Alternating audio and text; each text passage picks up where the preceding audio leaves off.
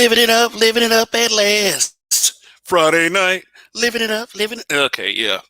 Like, I'm not the best singer in the world, but I am a YouTuber, so somewhat. But above all that, I'm a black man, and this is Black Men being brutally honest. Uh, this is another Friday night. I am your weekend warrior, Kev, and let's get to it. Look. I know y'all. I know already. Y'all looking at this screen. Oh, look, black man poses a question. Oh my God, what does the black man want to talk about now? I don't understand why I just keep seeing this stuff. You know, and I realize a lot of the problem with black females when it comes to, you know, uh, black men just sitting around having conversations about, uh, the breakdown of the narrative and such. Here's the thing. Shout out to Reigning Woman. How you doing tonight?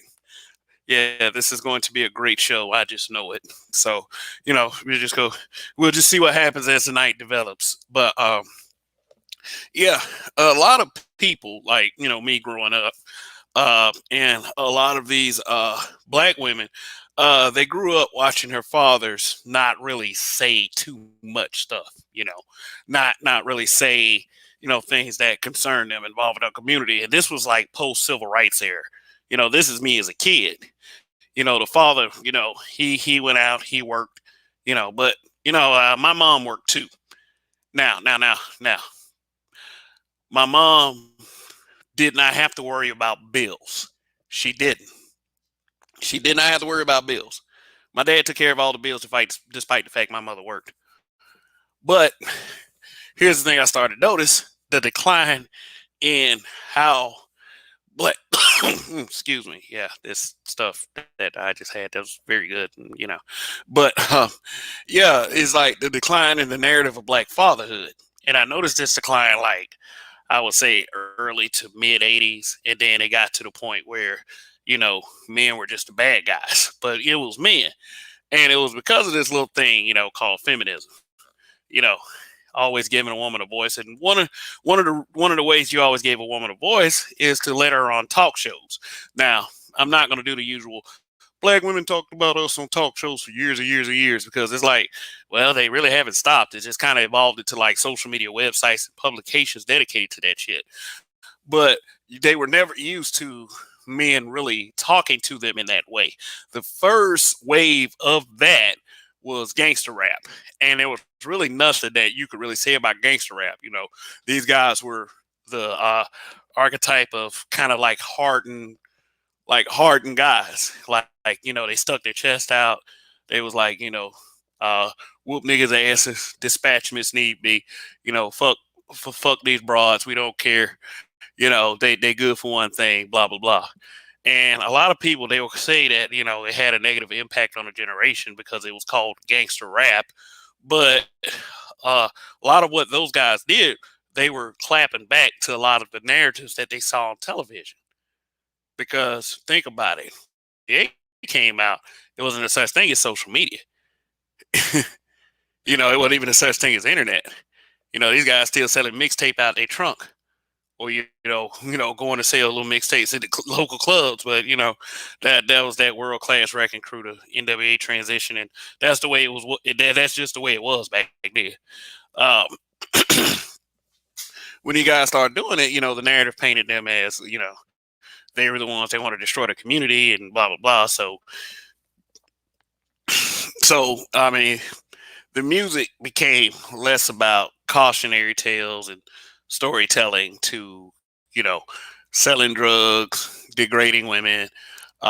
Even though it wasn't like it wasn't a involuntary or forced degradation. I felt like if you were a capable free decision making adult, then it's not really too much you can blame everyone else for. I mean, like say for instance, uh, these rappers, when they had their experiences with groupies and drugs and everything, do you think people made those girls be there? Do you think they did? Do you think they made them strip? They coerced them into taking their clothes off. They coerced them into rocking the mic, although it wasn't a microphone, because only mic rocking went on at the concert. I mean, did we somehow set the standard to where uh, we were making them do that stuff? You know, for some reason, I'm talking about a very early day, so let me keep the audience in tune. Some some reason, a lot of the narrative led into today's 2020 narrative of black men ain't shit. And what I want to do with this broadcast is discuss the many ways that people might not be so forgiving of black men.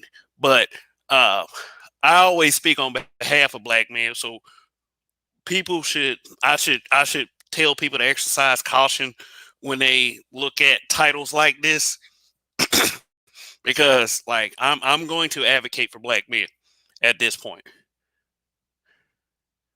you know.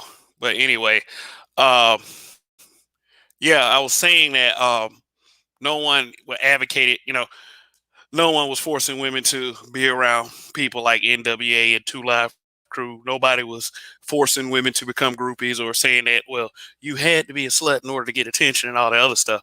We had all kinds of available options back then. You had the LL Cool J, round the way girl types, like, which those were awesome.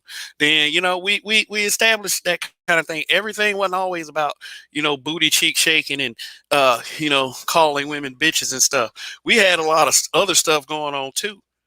You know, Black men approach black women in many dynamic ways, but the difference between then and a lot of what goes on now is that black women weren't so oppositional.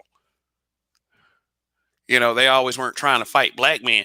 I gave an example, and I know I'm trying to kind of getting off in a tangent here, but I'm here to make you think. I do give a lot of props and credit to my audience. So uh, the reason why you're here is because you've been able to follow, how I talk anyway. So, but let me give you an example: black man and black woman togetherness that no one ever seems to remember. But I'll be one of the few in the manosphere to bring this up, and but many in the manosphere brought this type of topic up anyway. Hair weave. Let me tell you something about late '80s, early '90s, and what you know everybody thought about hair weave. Shout out to the Barker TV. Um, we joked on that shit, black men and black women.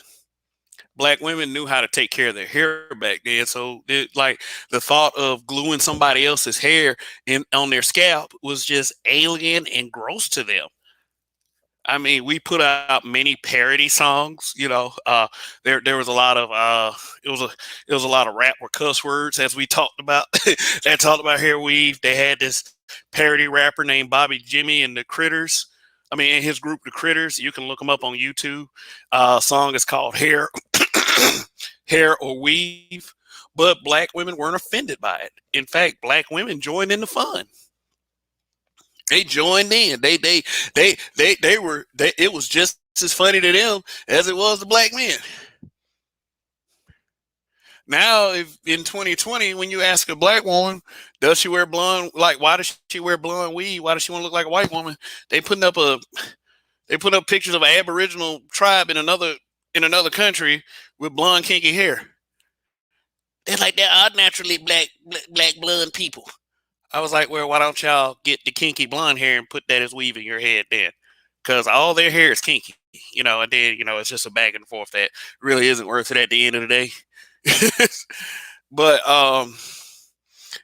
but this is how things have changed. And honestly, if I'm speaking from the black man side, I know that I can't walk into certain spots and share my opinion. I mean, and it's the same bullshit discussions every time. Same bullshit discussions that should have been resolved years and years ago. People don't get tired of that shit. It's like, okay, so, but obviously, if people are having these are discussions that I guess need to be had. And I feel the need to start asking black people, okay, what did we do as black men that was so bad to deserve all of this bullshit criticism? I mean, you do have brothers that do talk about sisters, but every time, like it seemed like when people try to get on these days of social media, the target is black men. So, I mean, it is what it is. I'm not trying to victimize black men because black men are not there. Like there are certain groups of black men that are not curled up in a ball, laying on the ground and just taking a punch. It's like, oh my god, they keep hitting me, they keep attacking me. Stop, please stop. I don't know. And I hate to talk like this, like talk like I'm some kind of bipolar schizophrenic or anything like that. But my other side, he welcomes that shit. He welcomes it. I guess it's kind of a primitive thing, but I try not to display that on this channel. The side of ignorance. And ignorance is what really got us to a lot of this point right now in 2020. The fact that we don't have that much unity, and right now is getting to a really scary point. Okay, all right, listen up. I feel like that my community has gotten really divided over the past couple weeks, and there was a certain divide before. It really was. It was a certain divide, and it was a divide that I feel like that we could deal with. We could kind of control a little bit. But right now, that divide is out of control. It's out of control, and the funny part about it is the culprit is Joe Biden. I mean, wow! It is. I can't explain.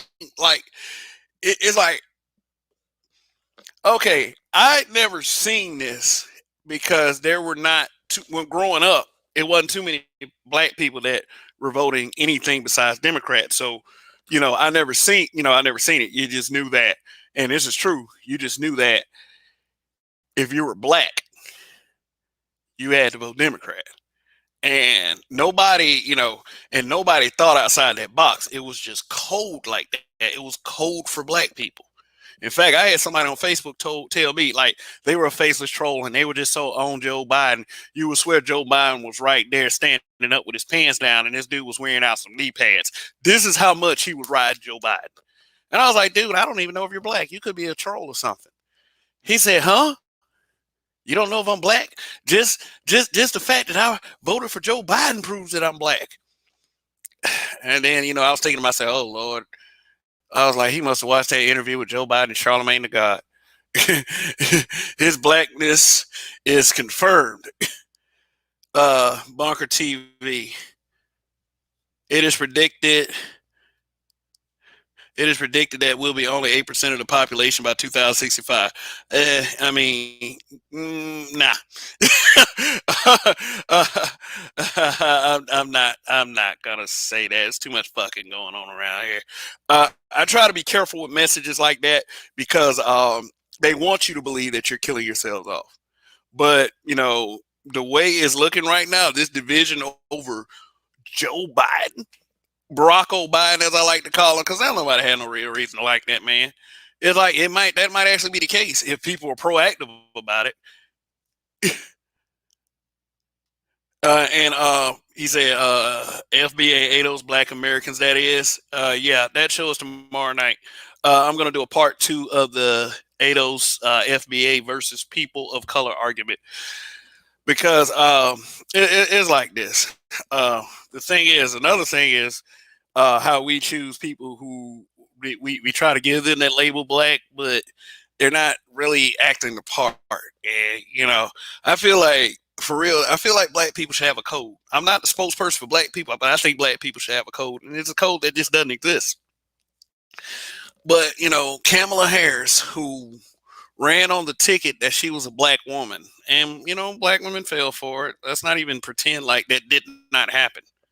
Just like we fell for Barack Obama, but that's another argument. And I'll get to that in a second.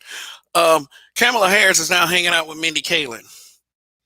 And I think, really honestly, I think that's a damage control move because she ran as a black woman. And when she runs the Senate race, she was the first Indian senator. So she wasn't advertised as the first Indian woman to be vice president. She was advertised as a black woman. So if I were Indian, I'd feel slighted. But she's all over TV with Mindy Kaling right now. And some black folks feel some kind of way because she ran as a black woman. She ran as a black woman, and my argument is she ain't really all that black. People don't want to take that from her because she got some Jamaican in her family, and if you look at her father's younger pictures, you're gonna say, hey, yeah, that's kind of a black guy. That dude looked like a real tan Magnum PI, really tan Magnum PI with a fro. But black people, like the things that have been said to me, just because I mean, I don't even go on pro-Trump rants. I go on kind of an anti-Biden kind of sentiment because the dude wrote the crime bill, and from what I hear, he's already appointed someone to this cabinet that has helped with the crime bill. But don't quote me on that just yet. We don't want to be some people that we don't want to be a people that goes off feelings and not facts. But I don't put it past him. He's a 78-year-old man. Do you think that do lepers change their spots? But we tend like this man literally sat on an interview and said, if you have a problem voting for me or for Trump, then you ain't black. You ain't black. And these people voted for Joe Biden. They were like, whew, oh my God. Oh, they woke up the next morning and they still had their melanin in their skin, and they were so happy about that. And then they were even happier that Joe Biden got in. I mean, I'm talking about worship. Worship. Worship. Yeah, that video where that mom cursed her son out because he voted independent. He didn't even vote for Trump. He voted independent. She went with that narrative that they started in 2016. Oh, a vote for anyone else, a vote for Trump. Hillary, there's needs as much help as she could get. That's how people sounded to me in 2016, and she still lost. I gave my vote to Hillary Clinton in 2016, and I should not have done it. For real, I was like, I should have wrote in Bernie Sanders. So this election, that's exactly what I did. I didn't vote for Trump or vote for Joe Biden. So if anybody feel any kind of way about me voting for neither, that's fine. If Trump want to say, hey, Kev, that was a vote for Joe Biden, then fuck you, because it wasn't a vote for Joe Biden. It was a vote for Bernie Sanders. Clearly, as I typed in Bernie Sanders' name and I checked and I spelled his name right. Shoot, I didn't. I didn't spell it Joe Biden. So I mean, I felt like neither one of them deserved my vote. And Black Man, you can do that every election. You can do that every election. You can vote for whoever you want to vote for. And if we want to get together as a collective, and really, that's not a really good idea because you got Biden zombies out here, like they're everywhere. They are everywhere. I mean, like, I didn't realize, like, honestly, even if that election is fixed, I really didn't know how strong the support was for Joe Biden. It was like, it felt desperate. It just felt desperate. Double C, that's a hell of a point. I told her she wasn't voting for Biden, she was voting for Kamala. Yeah. Of I think a lot of black people voted for Biden because Kamala Harris was the VP, and that's what if that was your motivation? Fine. Of the whole point to run in an election is to get the vote, and it doesn't really matter how you get the vote. The point is to get the vote. Oh yeah, okay. I see your earlier comment, Double C. My mother was trying to give me a lecture about me not supporting Biden. For what? Biden is a 78-year-old white man. That means when he was 15 years old, him and his buddies were chasing black kids out of their neighborhoods. So I don't want to hear, like, with all due respect to your mother, I'm sure she's a great lady, but fuck Biden. Just like that. It's not. It's nothing I will say directly, like even to my mother, because I told, like, I posted something like on Facebook. I'm like, look, I'm not voting for Biden or Trump. And my mother texts me because my cousin let her know that Kevin said he wasn't voting for president. Oh, he's not voting. Ugh. She sent me this man graph. And I mean, like, still, like, I communicate with my mother. She always be my mother. I'm 44, but she'll always be my mother. I mean, that's nothing's ever going to change about that. But she was like, "Oh my God, you're not voting, and your dad marched with Martin Luther King." And I'm like, "Mom, there's stuff to vote for besides president, and I don't have to vote for Joe Biden." I couldn't even begin to explain to her, and she wouldn't even let me, for real. Because I began to explain to her she's Crime Bill Joe, and then somebody else who was very instrumental in uh, securing the prison, the prison five, like Kamala Harris. Like, why would I vote for the incarceration of black men? Shout out to the Roger Report Live, my habitual line stepper brother, along with habitual line steppers. Why would I want to vote for that? And then she just basically I guess she got mad over the text and was like, "God bless you." It's like, okay, yeah, when they mad with you when they say God bless you. But it's like this. It's like this is we got to get out of this way of thinking. We got to make these people earn our vote.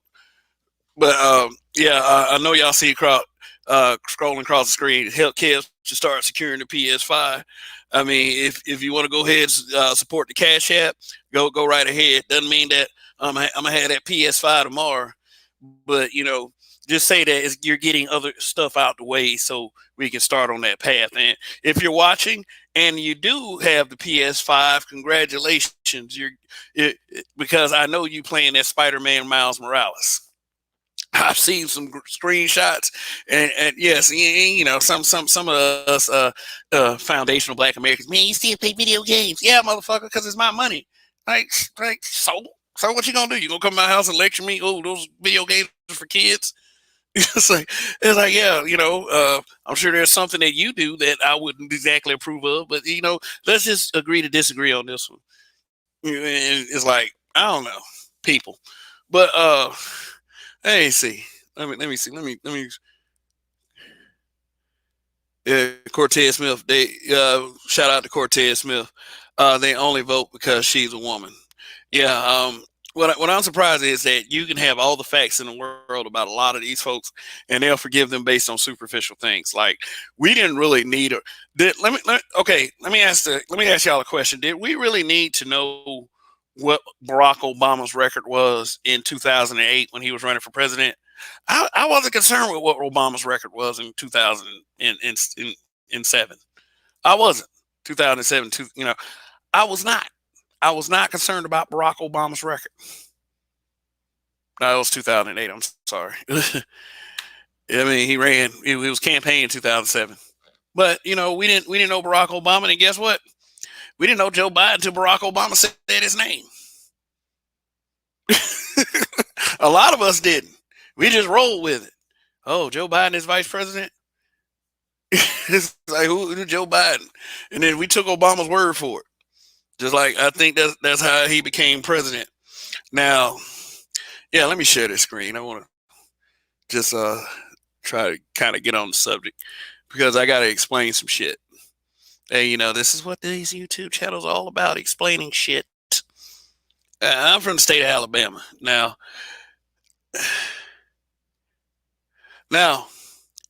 we, the state of Alabama, do not claim this dumb motherfucker right here. I mean, we used to, because here's the thing. Like, if you're from the state of Alabama, you are cheering for either one of two college football teams, or let me just go ahead and give four because I'm with the black experience. Period. You're either cheering for Alabama, University of Alabama Crimson Tide, the Auburn Tigers, Alabama State University Hornets, or the Tuskegee Golden Tigers. You're either cheering for one of those four. Tommy Tuberville was an Auburn football coach. He coached a team that should have made it to the national championship. I think it was like 2003, 2004, but they got snubbed for USC. You know, that was the year Matt Leinart and Reggie Bush played, and they had to end up taking that championship back because of Reggie Bush and some about accepting money. But Tommy Tuberville was the coach of the Auburn Tigers, like that dominant football team. But see, this right here, he should stick to, he should have very well stick to like just coaching football or just quit right there. And this dude is a son of a bitch. He would have been perfect for Trump's cabinet, but the Trump thing is highly debatable, and maybe I have a broadcast about it one day, probably next week after all the dust settles. But here's the issue. Okay, here's a headline: Senator-elect Tommy Tuberville botches history facts, including 3 branches of government. Now, are you really shocked that he botches history facts? That's usually what they do because, when you have such a sense of self-righteousness as covert racist politicians like Joe Biden, you have that stuff happen. Now, I'm not going to read through the whole article.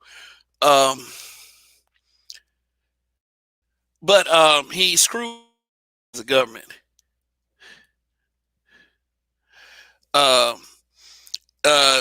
He said that they were like the 3 branches of government and the little couple sentences at the top. He says our government wasn't set up for one group to have all 3 branches of government. It wasn't set up that way. I guess he's talking about, well, if the president is going to be a Democrat, then the Senate should be Republican dominated, which is dumb as shit. I mean, it should be a balance, and at the end of the day, it should be for the people, and it seems to be. And I mean, like I said, I don't care who. Like I'm starting to tell people, I don't care who your president is. You're not going to get much of a change out of any of them, especially after Obama. But that's another debatable one. I had an Obama broadcast almost 2 years ago, and yeah, I'm gonna have another one because these things are hot topics. But this is what Tuberville said. He said, the House, the Senate, and the executive. Oh God. Oh man. Yeah. So correction is it's the executive, the judicial, and the legislative. Okay, so as it says right here, as it states. But this is who they voted in. They voted Doug Jones out. Doug Jones was like the one that black people championed, and kept Roy Moore, who was a known racist. But how many white politicians? How many white politicians ain't racist? Because that racist word comes up. Joe Biden, but. I mean, but there's your correct information right there. But if you're a senator, you should be smarter than this. And really, honestly, my people in Montgomery, Alabama, we voted blue. Now, I don't make a big deal of voting blue because I feel like that we don't, I feel like that we need to start voting for whatever interests serve black people, but we don't seem to get that right now. All right, so let's get on topic. My topic is, damn, will black people ever forgive black men? Let me show y'all something like while we're in this politic thing. And, I'll look at my screen just in case someone hit the link. So please forgive me for a moment. What matters? No, don't sign me up. All right. And this headline reads, Ben Carson is the latest Trump official to test positive for coronavirus. Okay, yeah. So that first of all, they called him a Trump official. Yeah, kind of. But, they made sure they got that out there. But the issue, okay, well, me personally, I'm going to, wish him well, get well soon, Ben Carson. Coronavirus has been killing people. And, I'm sorry that your family, I hate these ads. That's why I hate CNN. Like, like they put these ads all over the place. It obstructs the screen. But the way black people have been reacting on social media is that they have been absolutely wishing death on this man. Let me see if I can get another picture of Ben Carson. Like, yeah, there's at least there's a headline. Like, like they've been wishing death on him. Like they've been like, oh, I hope Herman Cain joined him. He was kissing Trump's ass. I mean, which may be the case, but it's like, is there any reason to like want that man to die? I mean, Herman Cain died. I mean, he had pre-existing conditions. So if he had coronavirus and he had pre-existing conditions, they say that's about almost a guarantee. Not really almost guarantee, because the survival rate is 99%, but still a lot of people died and a lot of families were affected. So I'm not diminishing that. But what's inexcusable to me is, even if you don't agree with the political views of any of these guys, Ben Carson, Herman Cain, um, like, I wouldn't say somebody like AG Daniel Cameron, because Daniel Cameron actually deserves the vitriol he's getting.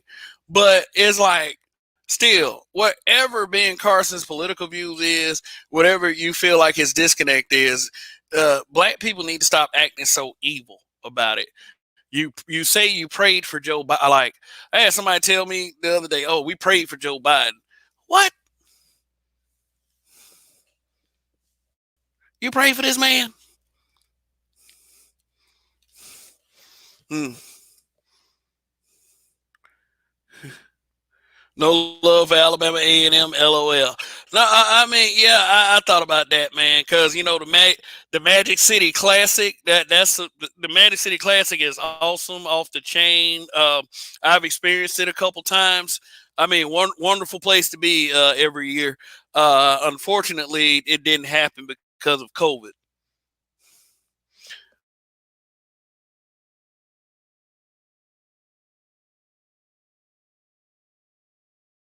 Men like Ben Carson lead a community, because what are these guys? And I mean, like, what are these guys doing when they're on their way to the top? They're studying. They're not out here trying to hang out, and they're not out here trying to let's see. Let me get another image up here. That State Farm logo is getting on my damn nerves.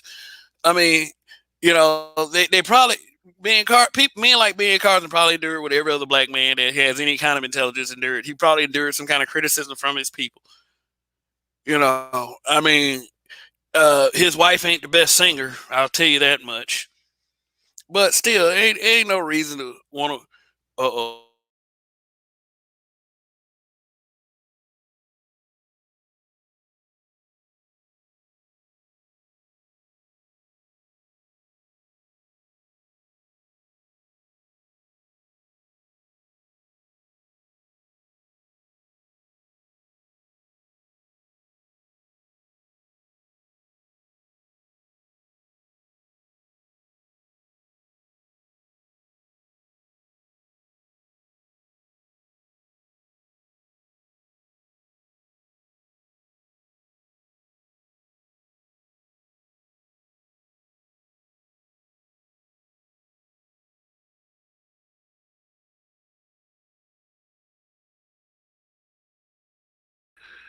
Oh. Oh, okay. Yeah, I'm sorry, people. I went out for a second. Hopefully, I didn't lose. Yeah, I didn't lose too many of you, so that's great. Thanks for sticking with me and being patient. You are a great audience. You guys are the best, and continue to support the channel. Is all good. It, but yeah. So what I'm saying is, it's really no real reason to ride Ben Carson. If he's sick, he's sick. And if he dies, if black people make fun of him dying, I'm probably gonna end up more than likely making a video.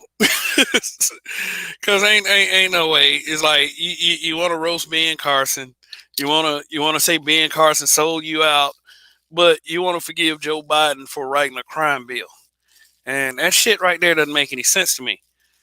Is this, you'll forgive people like Joe Biden, but you won't forgive us. Shout out to the Roger Report. He did a broadcast, I think, named exactly that. You forgive Joe Biden, but you won't forgive us. I mean, why do people find people who've actually crossed our community so easy to forgive? Like people like the main excuse, like I said, for people voting for Joe Biden was, he said he was sorry. He was man enough to say he was sorry. Then he started writing policies to reverse the things that he had done. Um,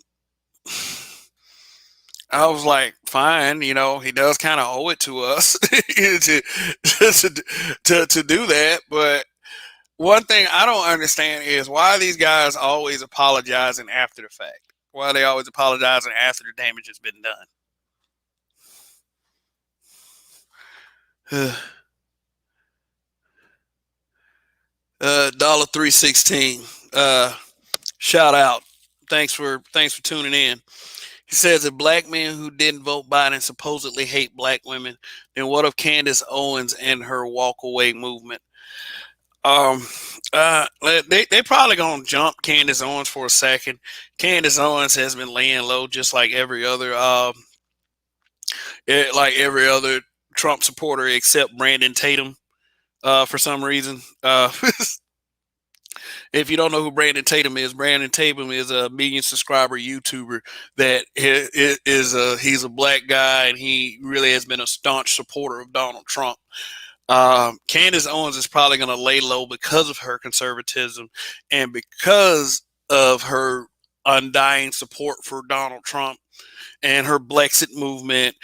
But they call like that, and I'm glad you brought up Candace Owens. Candace Owens is like, she's an example. She's how Stacey Dash was. The only way that a black woman gets called a coon if her political affiliations are Republican or she badmouths Barack Obama.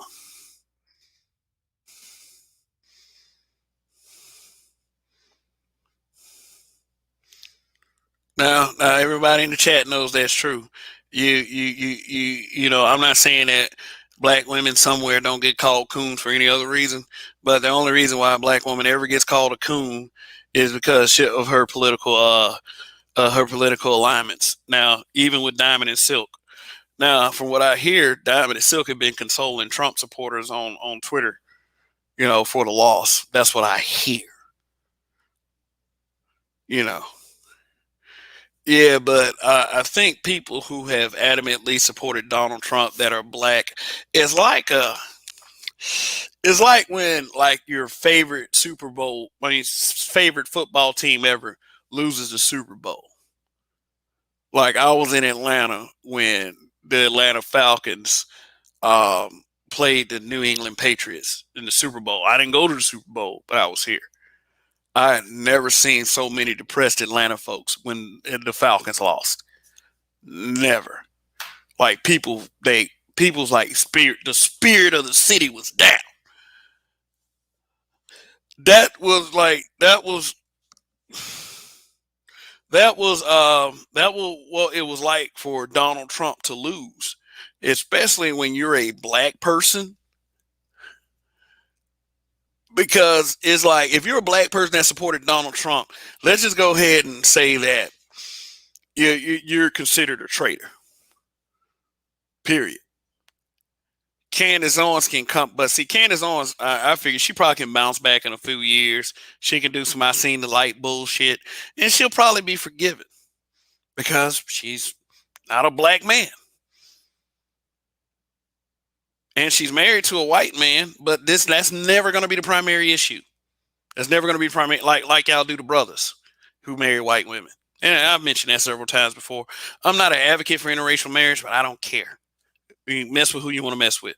If a white woman makes you happy, what can I say? If a white man makes a black woman happy, as long as she's not around here shitting on black men, and she has to actually be shitting on black men.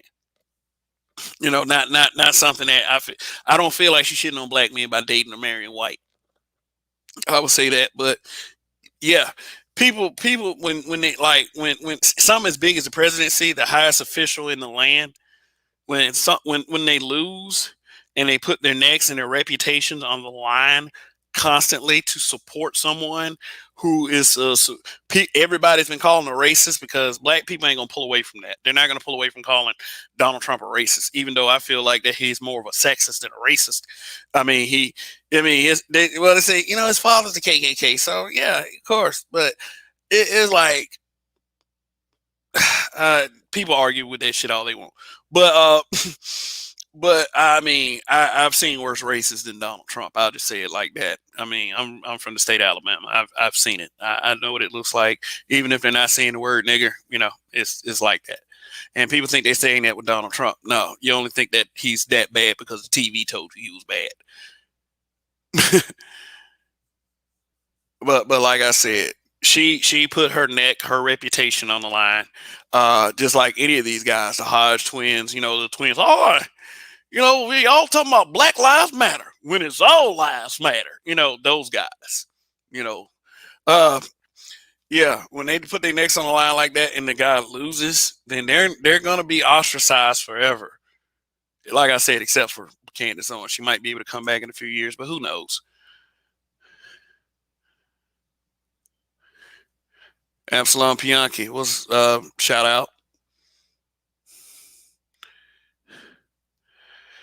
All right, yeah. So yeah, oh yeah, but back to Ben Carson, and back to the topic at hand. Will black people ever be able to forgive black men? Will you ever be able to do it?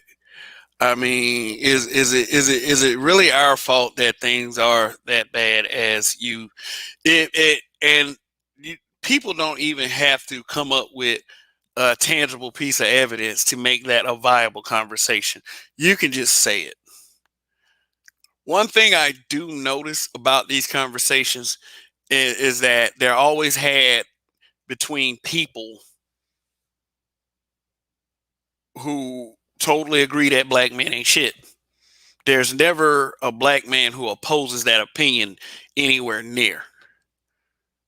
Like there's this YouTuber that he says a lot of stuff. This is a he says a lot of stuff about black men. I mean, he wears funny colored suits and everything. One thing that he does say at the beginning of each video is, "Oh, okay, I know the nerds. If they're not offended, don't say anything. Hit dog holler." I was like, I hate that. I hate the hit dog holler thing. When it comes to sharing your opinion, some people aren't gonna like it, but you're gonna say hit dog holler every time you say something that people don't agree with. And I'm just saying, don't be a bitch. Stand on your word. I mean, you ain't got to be like, oh my god, if somebody takes offense, fuck you. It's like that. But you always got something to say about black men. I always got something to say about black men. Period. But what I'm saying is, these people, like, I mean, and they're better. They're usually better about this within like black YouTube, this section of YouTube with the black manosphere, is that these people never have people around that challenge that black men ain't shit narrative. They never talk to these guys. They always talk to these guys. They talk about us black men like that want to answer these bullshit conversations. With they talk about us as if we're nerds. We stay in our mom's basement. That we're hurt. We're just crying. Is if it don't apply, let it fly. But you're saying black men, and I consider myself a black man. If it don't apply, let it fly, man. But we just gonna say that black men ain't shit in this way. Personally, I don't like people who feel like that you can't oppose what they say, especially when it comes to us being a black man. Now, for the black men who do sit up there and put up with that shit, I call that shit prideless. You don't have any pride as a black man. They speak of pride as if it's a bad thing, except for, of course, when it comes to a certain group of people. But pride, honestly, I mean, just because that group uses that word pride does not mean that pride, not that kind of pride, but pride can apply to your everyday functions, or who you are as a person. So I can say I have pride as a black man. I'm not ashamed of that fact, and I don't like to hear people putting black men down just for the sake of putting down black men. It's like if you have a piece of evidence, it's like if you have a piece of evidence and it's widespread, like if the majority of black men did something, one thing in particular, then I understand, but you're going to have to back that up with some evidence. I can understand that, but just saying stuff off the top of your head, making it an absolutely emotional conversation with no substance, sorry, there's going to be pushback on that, especially from people like me. So why don't they forgive black men? Because I think a lot of that is really in part to the fact that there's a lot of black people that fuck up, and it's really hard to tell some of us that it really is.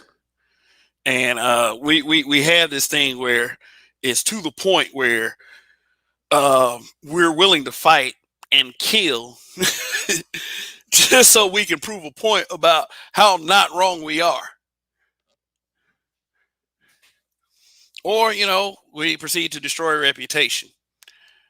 Now, let me name a black man that has constantly, quote unquote, crossed the black community, and he's really the one. Honestly, I feel like that black people are full of knee jerk reactions. So to say that it is Tommy's fault that black men are looked at the way we are looked at when we enter these spaces and try to establish some ground, to say that it's Tommy's fault. If you want to base it on the knee jerk reaction that black people give the overly sensitive, the oh my God, he said this one thing and we just cannot forgive him, then okay, then yeah, it's his fault. I wouldn't blame him because I feel like I'm my own man. You blame me for what I say. You blame the individual for what they say on an individual basis. You don't take it out on a group of people who are trying. But it's like, is there ever any possible way that black people would? I mean, and Tommy has a huge following. Like he will always have a following. He all his media can get like just taken out by whatever platform, and he can start something and thousands of people follow. So he does have followers. But collectively, as a group, would black people ever be able to forgive that guy? In a lot of circles, the answer is no. And that does have a lot to do with him being a black man, because it's we're like we as a people, we are pretty indoctrinated in white supremacy. And it's like I understand and acknowledge that's the way that I was brought up in as well. I've worked it out. I know who I am. I know where I stand. I stand with my people. Period. But to keep up there shit on the backbone of your community, which really people would disagree, but black men, we're the strength of the black community. And we need to start taking that more seriously. We need to start, and what we need to do, and the need to do, the need to do, the need to do. That sounds like I'm telling people what to do. What we need to do is we need to be proud of that fact. And we don't, and what we don't need is for people to try to take that from us, or to let people take that from us. We're the strength of this community. Period. It ain't nothing that contradicts that. There's nothing that should stand in our way, because we definitely have impact in everything we say and in everything we do. That we the people say that black men are powerless. That is not true at all. Black men are very powerful. We may not use our power for productivity in a lot of cases, but it's power nonetheless. We have the power to shape the attitudes of an entire race. We have the power to change culture, to make things better. Our inventions are still being used today to run American society. Yes, that came from the minds of black men. So take your power seriously, and destroy anything or anyone that tries to take it from you.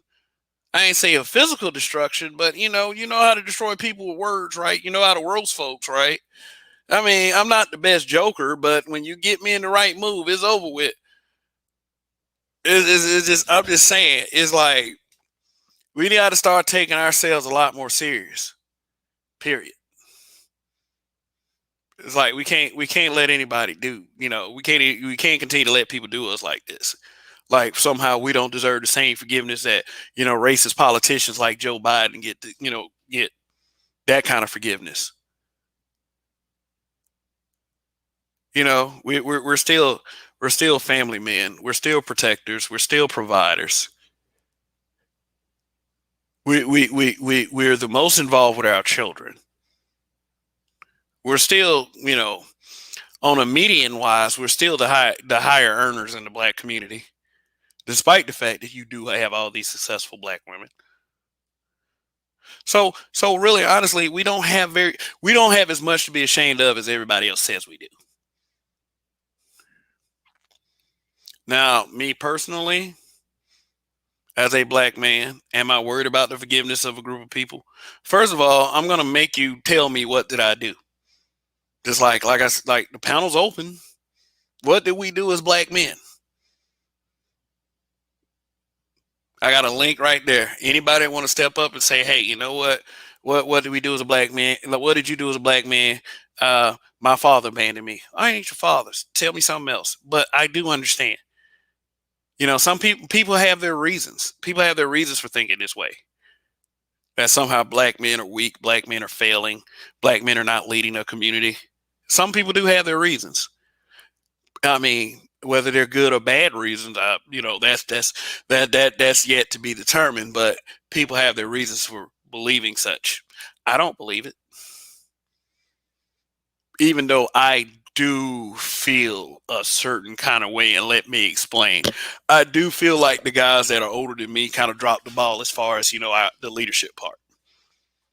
I was saying something earlier about how a lot of these women, they're taken aback by what a lot of these dudes say.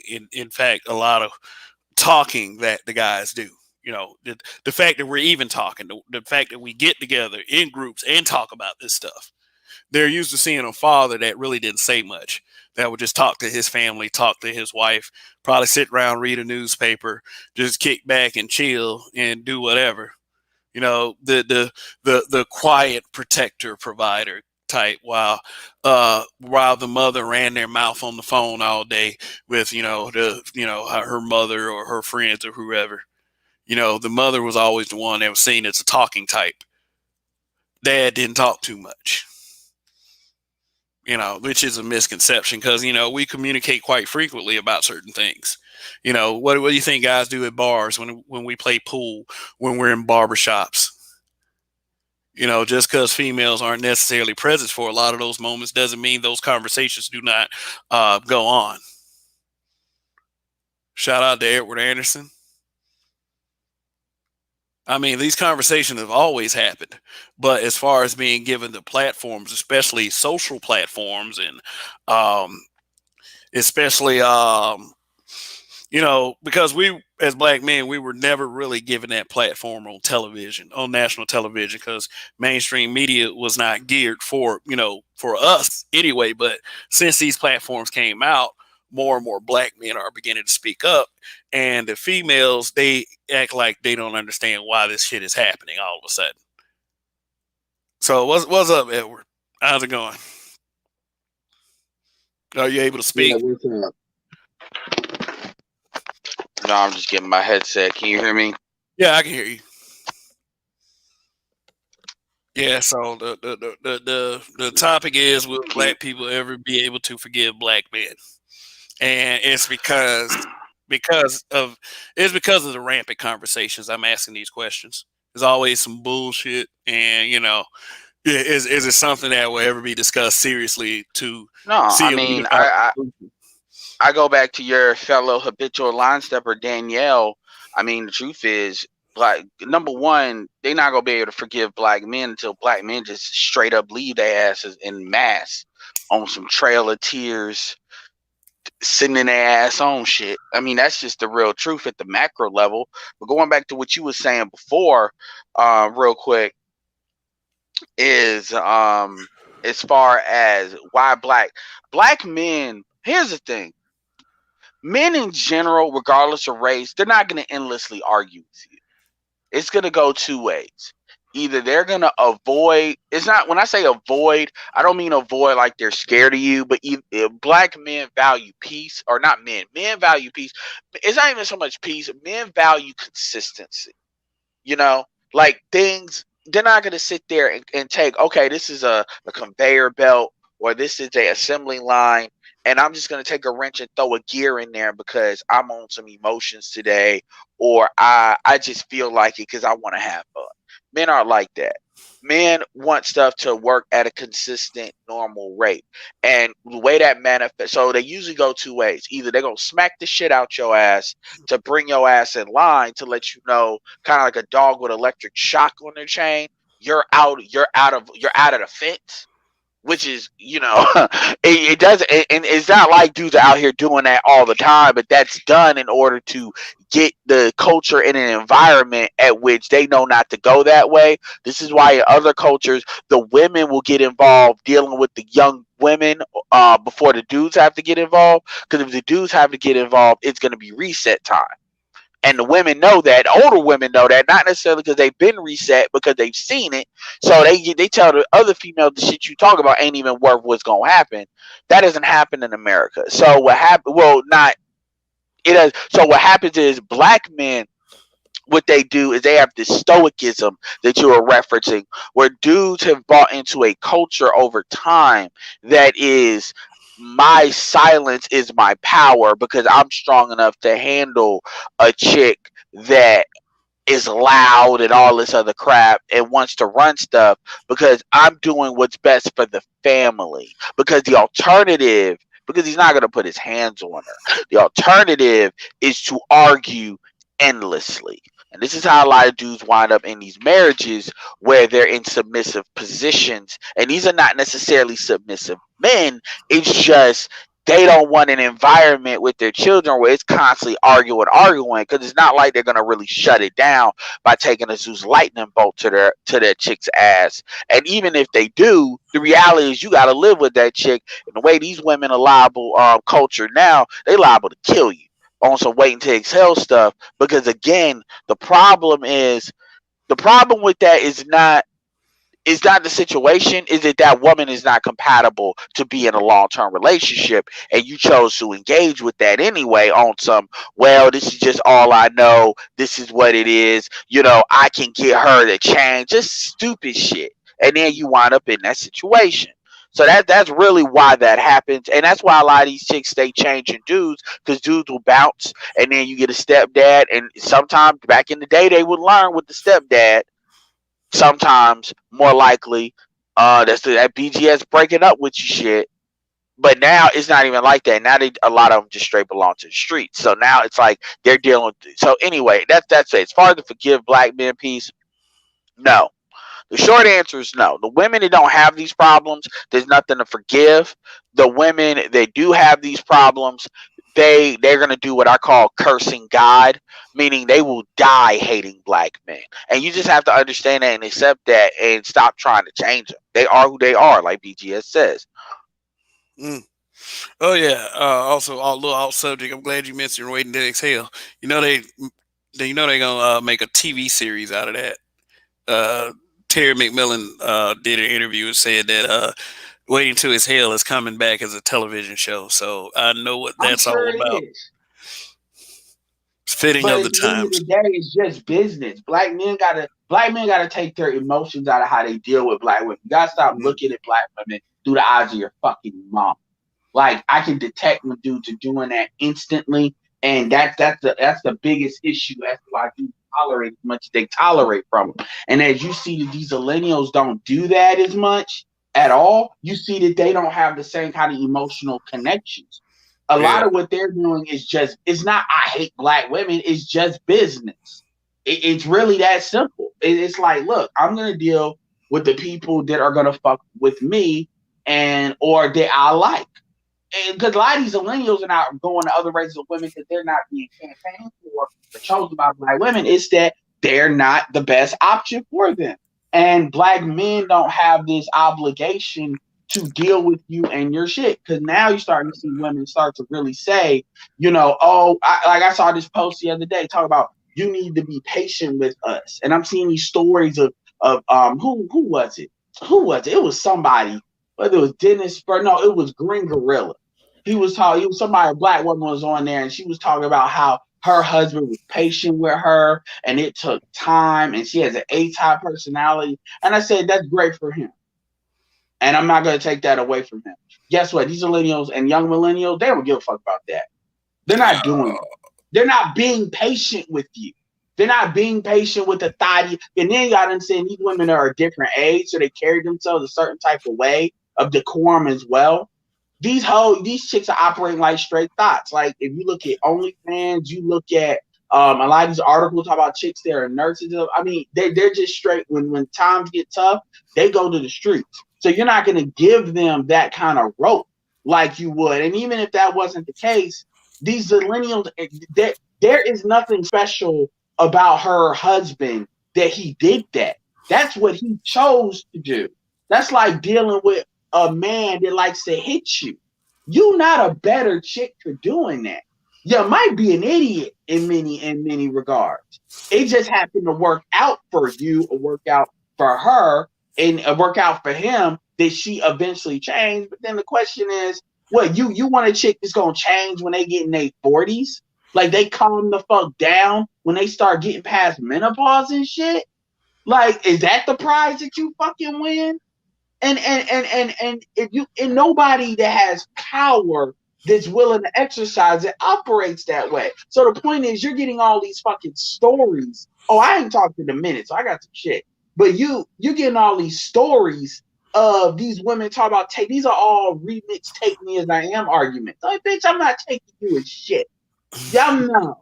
You know, this shit is either no, we're not doing that anymore. Just like we're not doing the stepfather bullshit anymore. That shit is over. Y'all fucked that up. That's not being put back in. The millennials killed that, and the zillennials are killing fucking with y'all in the first place. And the women that knows how to act, they're not gonna have these issues because I see it all the time. I see black women that are not the most attractive getting married to solid dudes because they know how to fucking act and they know how to fucking pick. And it's really that simple. Mm-hmm. Yeah, man. I really hate when these chicks come forward and talk about what their husbands do. I mean, that's your marriage. I usually tell them you found a sucker. And I don't know, I say mean things. Yeah, trying to say that's an example of how all you trying to, and they try to say it in a certain type of way to make it seem like it's selling with stories. It's selling us on the fact that's how you do with stories. And because I know, because I'm in sales, I do that too. But at the end of the day, no.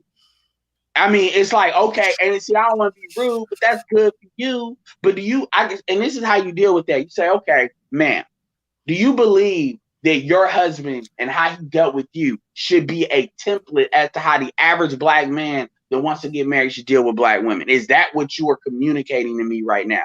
That is what I wish Green Gorilla would have asked. What happened was you get a woman that is sympathetic to what black men are saying. I know this because I've done it. And then you start like telling them that's that mommy complex. You start telling them like a therapist, be like, auntie, this is what these little girls are doing, big mom. And see, I'm not trying to beat him up at all because I've done it. But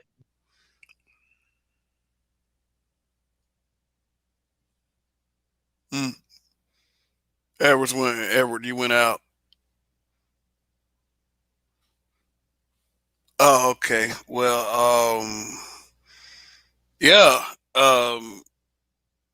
Get it till Edward comes back. It's probably Edward. You probably got to go out and go back in. But what, you can't hear me? No, I couldn't hear you for like 45 seconds. So okay, so yeah. Well, like I was saying is, I'm not trying to beat up on him, but I'm saying from the outside looking in, that's what it looks like.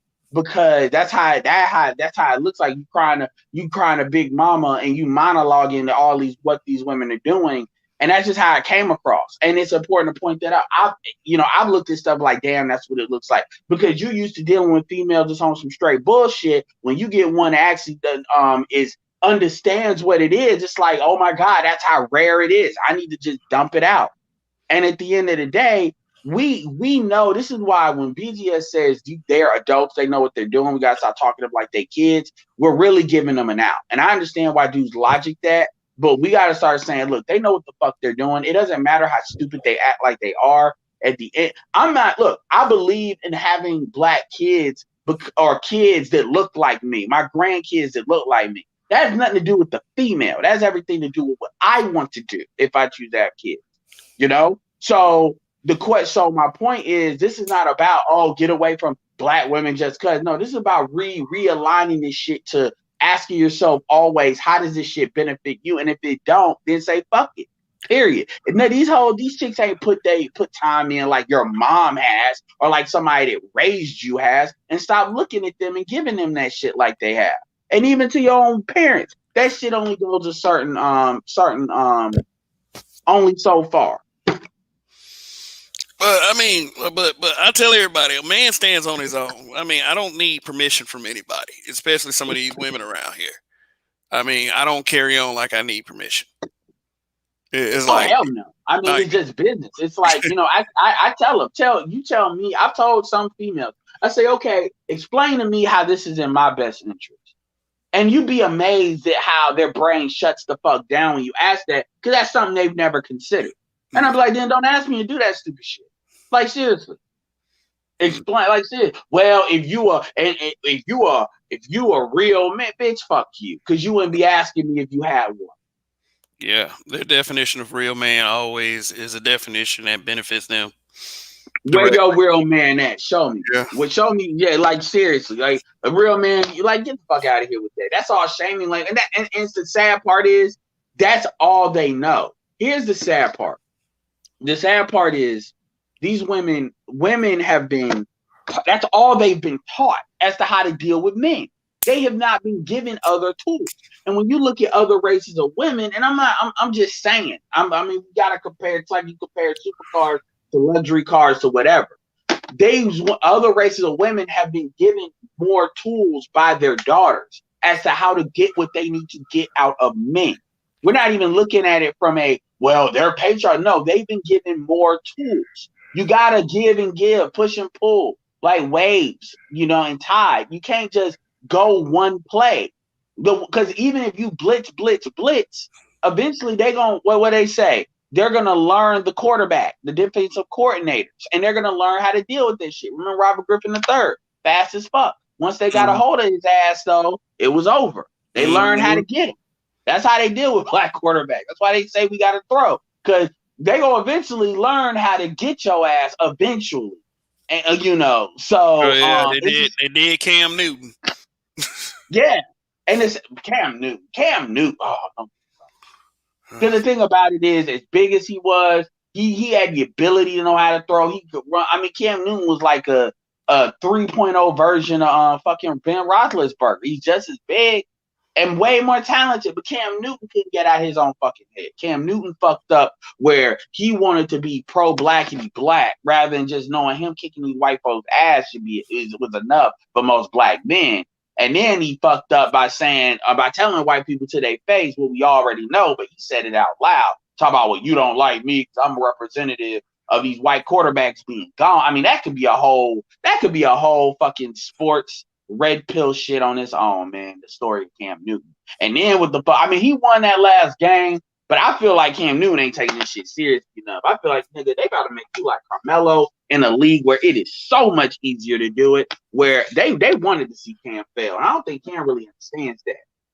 But that could be a whole nother thing. They jacked up Cam Newton all kinds of ways, because I remember when they gave him that apology training, which I thought was crazy, like some kind of how to deal with race on camera or something, and that this coach was like this white dude. I'm sitting like, what? why are they telling him how to feel about his race? And then he did this interview talking about, well, race only matters because of an eighth of skin, an eighth inch deep of skin. You know, we're all the same, an eighth inch deep. He said some stupid shit like that.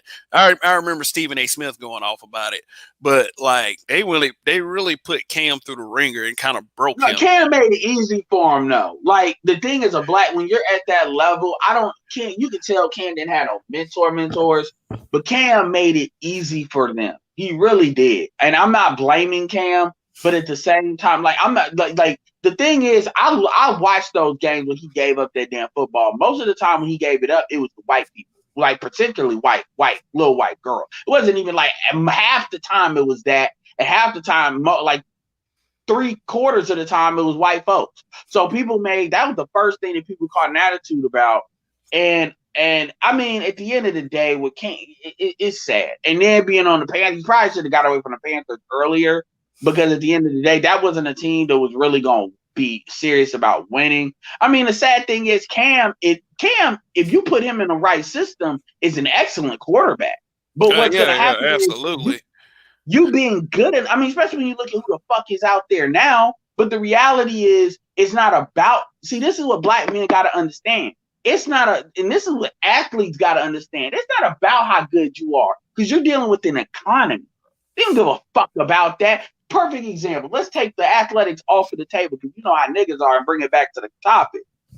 Cardi B has a fucking shoe and Reebok. What? Have you seen that? No, I haven't. Cardi B has a Cardi B. They got a commercial and everything. Cardi B has her own shoe, like she's a sports person. The fuck? Yes. Go type it. Type it in there. You on there? Yeah. Cardi B Reebok. You gonna see her in this red, you know, real red with her red hair, sweetie. Your shit. Pull this shit up. Oh, this is true. Yeah, scroll down. Hold on. Yeah, her in red. Yeah, pull it through the regular Google search. Oh, okay. All right. Because it should pull up like her, like a news thing on it. Yeah. Cardi B. Do the one, yeah. Yeah, so Tight down. Now here's the thing. From a marketing perspective, I get it. It's like doing the Kanye West shit. Yeah, you'd have to pull up an article on it, like click back and then pull up the article under that. Okay, so pull up the footwear news, fashion, what? Yeah, because they'll give you probably the picture.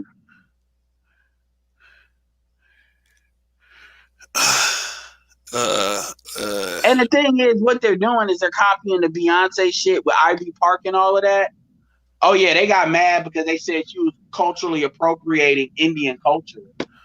Who? Which is funny, because this is where I would be like, knock knock, Kamala, you know, y'all won, and I'm the one that got my influencers to come out for your ass and took that interview. You need to help us women of color.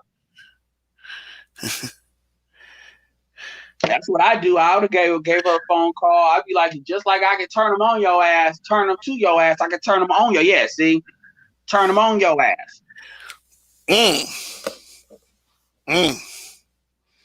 She has a shoe. What? Yeah, I mean, it's a good look how they got it. It's unfortunate, like anybody, like anybody, like you said, her chest like leaked out. I was like, yeah, she got an ugly chest. She got them that shit. But other than that, yeah, they know how to dress her ass up. And that's the thing. I said Cardi B can be everything to everybody. That's why these corporations like her, and she's demonstrated she can get the influence organically. So it's easy to spread that. So yeah, they doing this. Reebok doing the same thing that Adidas did with Kanye. Taking my point is, it's about an economy. And let's be clear, Jason Black, Dr. Claude Anderson, Boyce Watkins has said this. I'm not the first nigga to say this at all, but they don't give a fuck about your skill.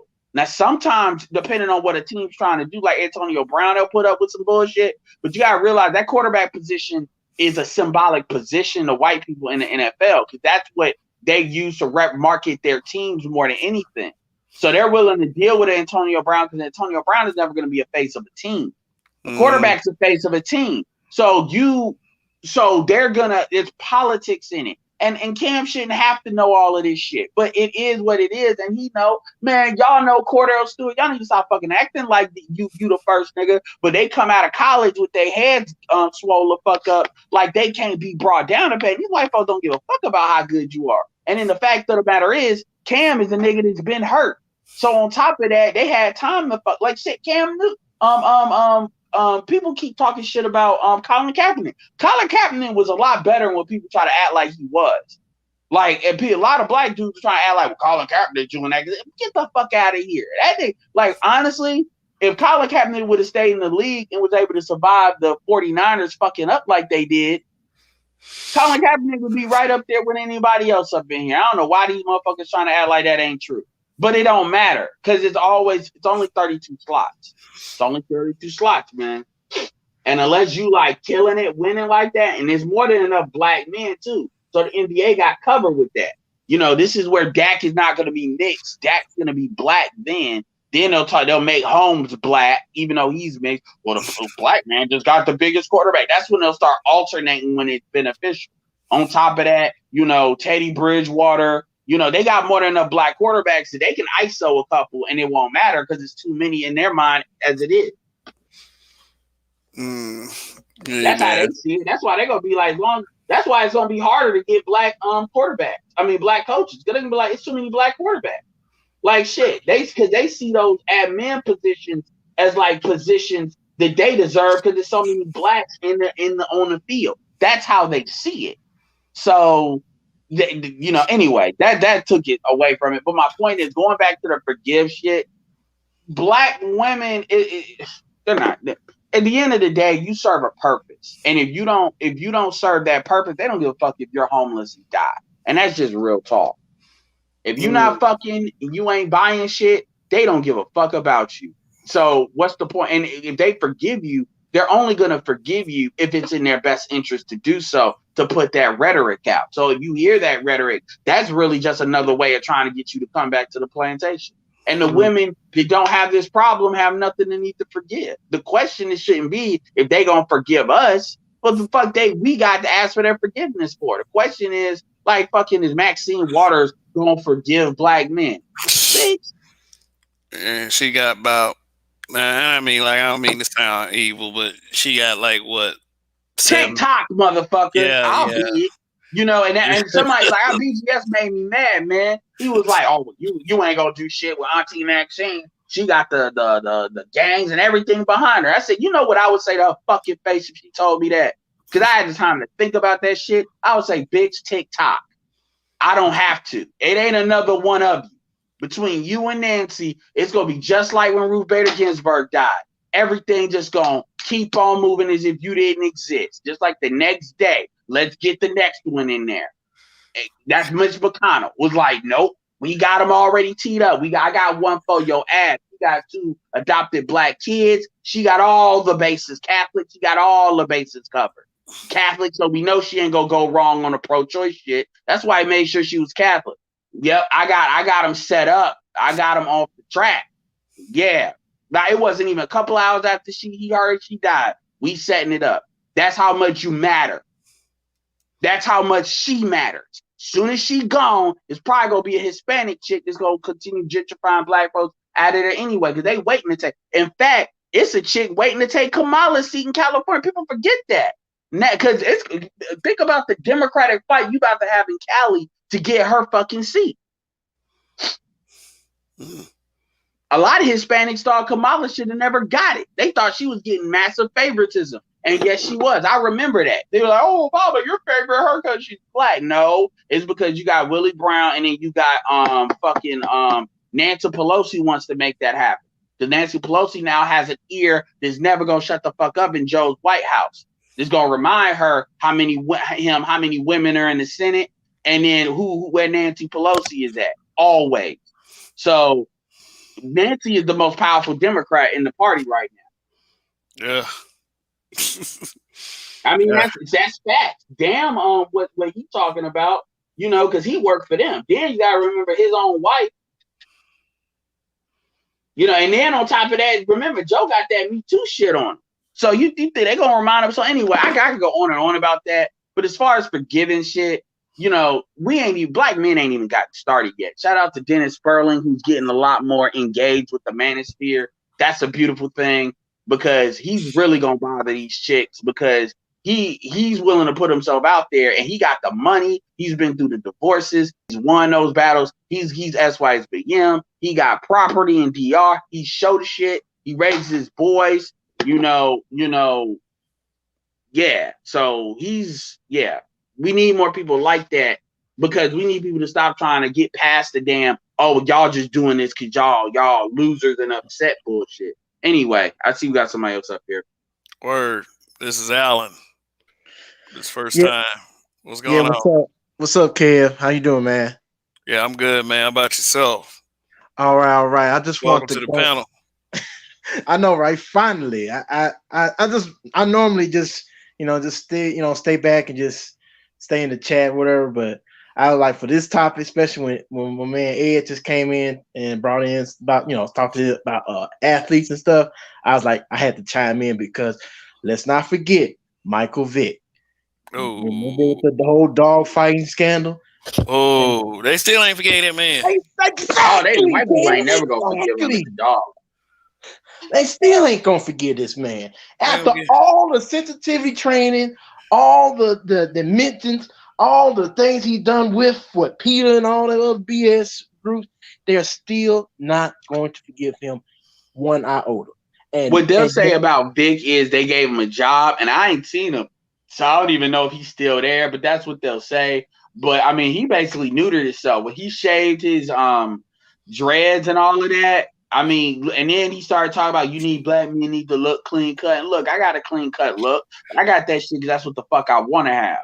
Not because just like how I done had the same goatee for literally 15 fucking years. It's what I want. But I'm not gonna tell nobody to tell me what the fuck to have. And that's another thing, man. When you got and another thing, Vic is another one too, where he had his where he told me. Now I'm not gonna lie, they kind of came at him raw because he wasn't even at the house. And to be fair, they could have did that same shit to Chris Bosh. Chris Bosh's mom was trying to sell dope across state lines, cocaine outside his house. Now they could have went that same route with him if they would have wanted to do that, saying that's your mama. There's no way you didn't know, but they didn't. So with Vic, but with Vic, that dog shit, that's some liberal and conservative shit. They basically lynched them. And black men should be learning about this. If you're gonna be a quarterback, you gotta know, like. You gotta learn from these people, man, because this is how they gonna get you. But it's sad. But yeah, you notice black women. No, but Vic, at the end of the day, any of these black quarterbacks that got white women, they're gonna be left to whatever the white man want to do with them. You already know how that is. Oh yeah. But do they deserve it though? Who deserve it? The athletes that hook up with these white women. Black men never deserve it. It's not even a relevant question. They never deserve it. But it's kind of like saying, does a woman that likes in the minds of black women, let me say this. They'll say it's like saying, does a woman that likes to sleep with thugs deserve to get beat up? No, but they'll say at the end of the day, it's like Batman Begins. I'm not gonna kill you, but I don't have to save you either. And as far as but low key, they wish for it. They wish for the Tiger Woods shit to happen more often. Yep. Oh yeah, absolutely. Yeah, they're downright evil when it comes to that shit. Yeah, they believe. Actually, no, you're right. They do believe you should be lynched. They like that shit, low key. Yeah. I mean, every other week I see articles posted about Michael Strahan. Every other week about that divorce and how his wife trying to take him for everything. But those are the posts that always has the heading, "Oh, I don't care," but or really I don't care. It's like, why are you posting an article then? And that's why I say we in the manosphere, we gotta get into more of people think like the guy, and I understand this because I've thought this for the longest time, but the guy like the gossip shit. We gotta call it a different word, like the mainstream social media shit is like beneath us, the seriousness. But that's where a lot of people are, including black men. And that's where you really need people kind of us putting what the fuck we say out there. Because number one, there are even women that want to hear, but there's a lot of dudes that's over there to look at that shit too. Especially when it's stuff like sports and stuff, because that's more in our lane. So, because Michael Strahan, shout out to Jada Black. He's covered Michael Strahan a lot. And the reality is, he made his choice. I mean, ain't nobody, it is what it is, but stop acting like black women don't do that same bullshit. See, it'd be different if you could make a credible case that black women typically don't do it, but they do all that shit. Just like with them, they wish. They mad at the fact Dr. Dre got his chick. Black women do everything they want to do. And I mean, but what I will never like is basically telling black men what to talk about, what we need to talk about. Even with some of these brothers, like let these dudes talk about what they want to talk about. If that's what's working for them, it's what's working for them. If it's a relevant conversation, it's a relevant conversation. But it's like everyone talks about what they want to talk about. Period. Well, hey kid, did y'all see they just had another round table the other day on Fox Soul? Oh, yeah, I heard about that. I mean, they always gonna have that bullshit. That bullshit is like Madame Noir. It's always gonna be the gift that keeps on giving. Everything they say is fucking stupid. So. Oh yeah, cause black men haven't handed them bags of money, bought them houses, cars, and let them go on endless shopping sprees and let them sit around and hang out with their girlfriends and drink tea and shit. They black men are failures. Basically, the short answer to that is black men are failures because they're not white women. But black, that's the white womanhood. Because they're not white women or like not living like white. I mean, most of them wouldn't even have a fucking career if it wasn't for black men. Real talk. I mean, like a black director hired them at some point. I was just about to say that. Yeah, so I mean, but see, this is why, and another thing they don't understand too is this is a big reason why, your sons see this shit, and your sons are. This is why your sons can't stand being being around these little black girls because they can't stand your ass low key. And even if you hate your mama, well, even like what I need somebody to say, they be like, oh, you hate your mama, so the fuck what? Why are you even here? I mean, even if that's true. So you get a free pass to hate your father. You get a free pass to hate your father all motherfucking day. Nobody says anything about that. But your mama black. Your mama black. Yeah, I mean, it's crazy because it's like, what do you expect? Let's say I say that that's true. What are you gonna do? Like, is that somehow gonna shame me into saying, oh, well, you're right? Like, I'm gonna have some kind of nigga epiphany or some shit. Like, as if dudes don't realize that Donovan Sharp saying he a big reason why he don't date black women is because his issues with his mom.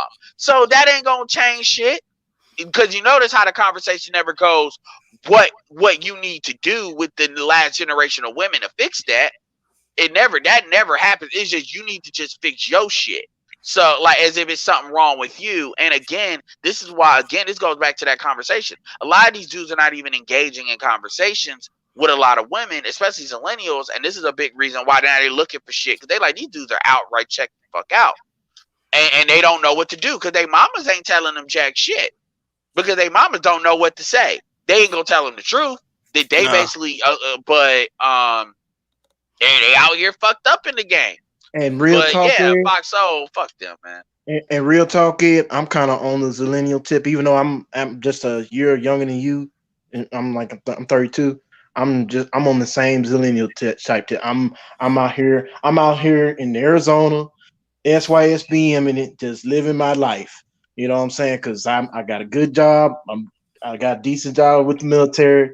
I'm just like, shit, I ain't trying to do nothing else but just stack paper and live my life. I just came back from Europe just a few weeks. Last month ago, and now I'm just waiting for my next mission, next trip, whatever. And then, hey man, just trying to just stay level, stay focused, and if I can, try to start a side hustle like y'all been talking about. But in the meantime, Alan, you mean to tell me that you're not in your mom's basement in front of your eating potato chips and shit? I think It's, not, Kev. I cream soda, cream soda. You know, the I truth think is, if that's what it was for the majority of folks out here, they wouldn't be saying shit. It's like a fat bitch running her mouth. You don't say shit because you don't see that as a credible threat. Because at the end of the day, they're fat. You know, I mean, for real. I mean, and this is why, like, well, why do y'all say so much about black women if they also overweight? It's because we're speaking to a different type of issue. Our issue is multifaceted. It's not about dudes can't get pussy. It's way more multifaceted than that. It's really just an overall like situation. And the truth is, black people, you know, you should have seen. It was a video BGS had where it was a great conversation. We were talking about the election, and it was like the last 2 hours where Information Man got on there and nobody was really feeling what he was saying like that. Because at the end of the day, a lot of what he was saying was pro-black family. And the reality is, if pro-black family is not going to be pro-black male, then fuck pro-black family. And he really didn't want to hear that. He didn't, and nobody was saying it like that, but he didn't want to hear another perspective at all. It was like, well, black men need to do what they need. Ain't no black men need to do what they need to do. At some point, black women are going to have to be worth doing it for. And if you all don't ever want to solve that problem, or you all want to be like, well, once we get black men on board, we're going to then work on the women, which is code for we know we can't change the women because there's no incentive for them to change. So we just going to So he call was it that. speaking on that tip. Yep, he was, and I point y'all to see it if you think I'm lying. And it got to a point where he just left the conversation because BGS wasn't feeling that shit. And and then the whole 2 hours, it became a really good conversation. That's all I got to say. Like about different dudes breaking down shit, talk about how they raised their sons. Dudes has got sons, nothing, you know, how they got sons, like shit like that. It was a great conversation. It really was. They was spurned off of that. And it really did a good job at explaining kind of the differences between the pro-black male philosophy and the pro-black family philosophy. As it's not that being pro-black man is anti-black women at all. It's just it's basically saying, nah, this shit is going to actually work for both of us. It's not going to be no, I sacrifice my shit for this chick, and then she don't know what to sacrifice. The very fact that when Kevin asked, you know, Samuels asked, you know, what do black women need to bring to the table and these women don't know, should tell you everything you need to know about what the fuck the problem is. But whatever. Shout out to Robert Nelson. Let me expand on what he said. He's saying my father's mother had a strong influence on my life, yet had a lot of negative experiences with black women. I tell these chicks all the time on these Facebook posts, always crying and screaming about, you know, shit that I guess they feel isn't their fault, but it clearly is. That is like they tell me, oh, you have a black mother. I'll be like, my mother's disappointed in y'all too. You know, the first thing they say. Oh, I say that shit too. My mom don't really like black women like that. I mean, she would, yeah, she was also. That's another thing they forget to talk about too. All of them ain't on the same team like that. You know, so like I'm sure Robert Nelson's mother is a very respectable woman, but like from generation to generation, they're dynamically different, and you know, they're like the we don't listen, we don't listen, we don't take consideration what you say, and if you do something in black male solidarity, it must be in opposition to black women. Period. Yeah, because that's what they're on. Exactly. And at the end of the day, yeah, and at the end of the day, I always tell people, man, it doesn't matter what you say or what I say as far as like women or men. The trend is clear. If I could shut the fuck up now, the manosphere could just hang it up completely, and the trend is still going one way. Yeah, which yeah, is these much, millennials are opting unless it's on the ball is in these females' court to fix their shit. It is not up to the men. So they could come up here and think they slaying dragons or arguing if they want to. These millennials are not on social media in these spaces like that. They doing what the fuck they want to do. And it's not just the dudes they want. It's all like I see dudes in the movie in the geekdom community, all of that. Some of them are with black women. Some of them ain't with black women. I mean, there's dudes that like I knew that I didn't even would have thought they hung with black people, and then they finally show a window into their life because they work with other YouTubers that are like big time YouTubers, and they got party and it's nothing but black people. And this one guy, he doesn't talk about his race like that. I mean, he's clear. I mean, he's dark. He's clearly black. The dude by name Heavily Control, if you don't know what I'm talking about, and you would be like, oh, I don't even know if he deals with black people like that. Not because he says anything would indicate that, but because of kind of the way he goes about stuff. But you see him, you know, he ain't the lame like people try to act like he is, and he don't even act like that. But you know how people try to project stuff on the people. And he ain't anti-social. In fact, he's more social than a lot of folks there because I've seen some stuff on his channel. You know, so my point is, and it's black people around, like a party with mostly black people. So you wouldn't think that because people assume people in the geek community don't talk like that. The point is that people are doing them. It ain't no, oh, well, you've been ostracized. No, people are doing them. It's what your ass is doing. And you want to act like because you not winning, that it's everybody else's fault. And what people don't understand is that's how they keep you fucked up. Like that's how these women keep you gassed up by having you blame us. That's just like how them rich folks, how the lower grade white folks blame the black man. Why they taking all your fucking money and you being fucking stupid because you think you got money just like them. Because you got a couple more dollars than the Negroes. Mm-hmm. That's what President Lyndon B. Johnson said. Have the low class white man think that the blacks are taking your jobs. You have them eating out of the palm of your hand. Yeah, I mean that's what I mean. It's all power, and when you see it in other dynamics, it is what it is. And I feel, like I said, I feel sorry for some of these millennials because they're gonna pay a debt. They're gonna have to pay a debt that's really unpayable. Like based on what the last generations did. And the sad thing is the last generations of women, they're not going to be honest. Hell, half of their ass going to be compete with these chicks because they're going to be, you see this, like keep telling you, the rise of Tokyo Tonys, these grandmama hoes. They can't let it go. They 50 plus and can't let it go.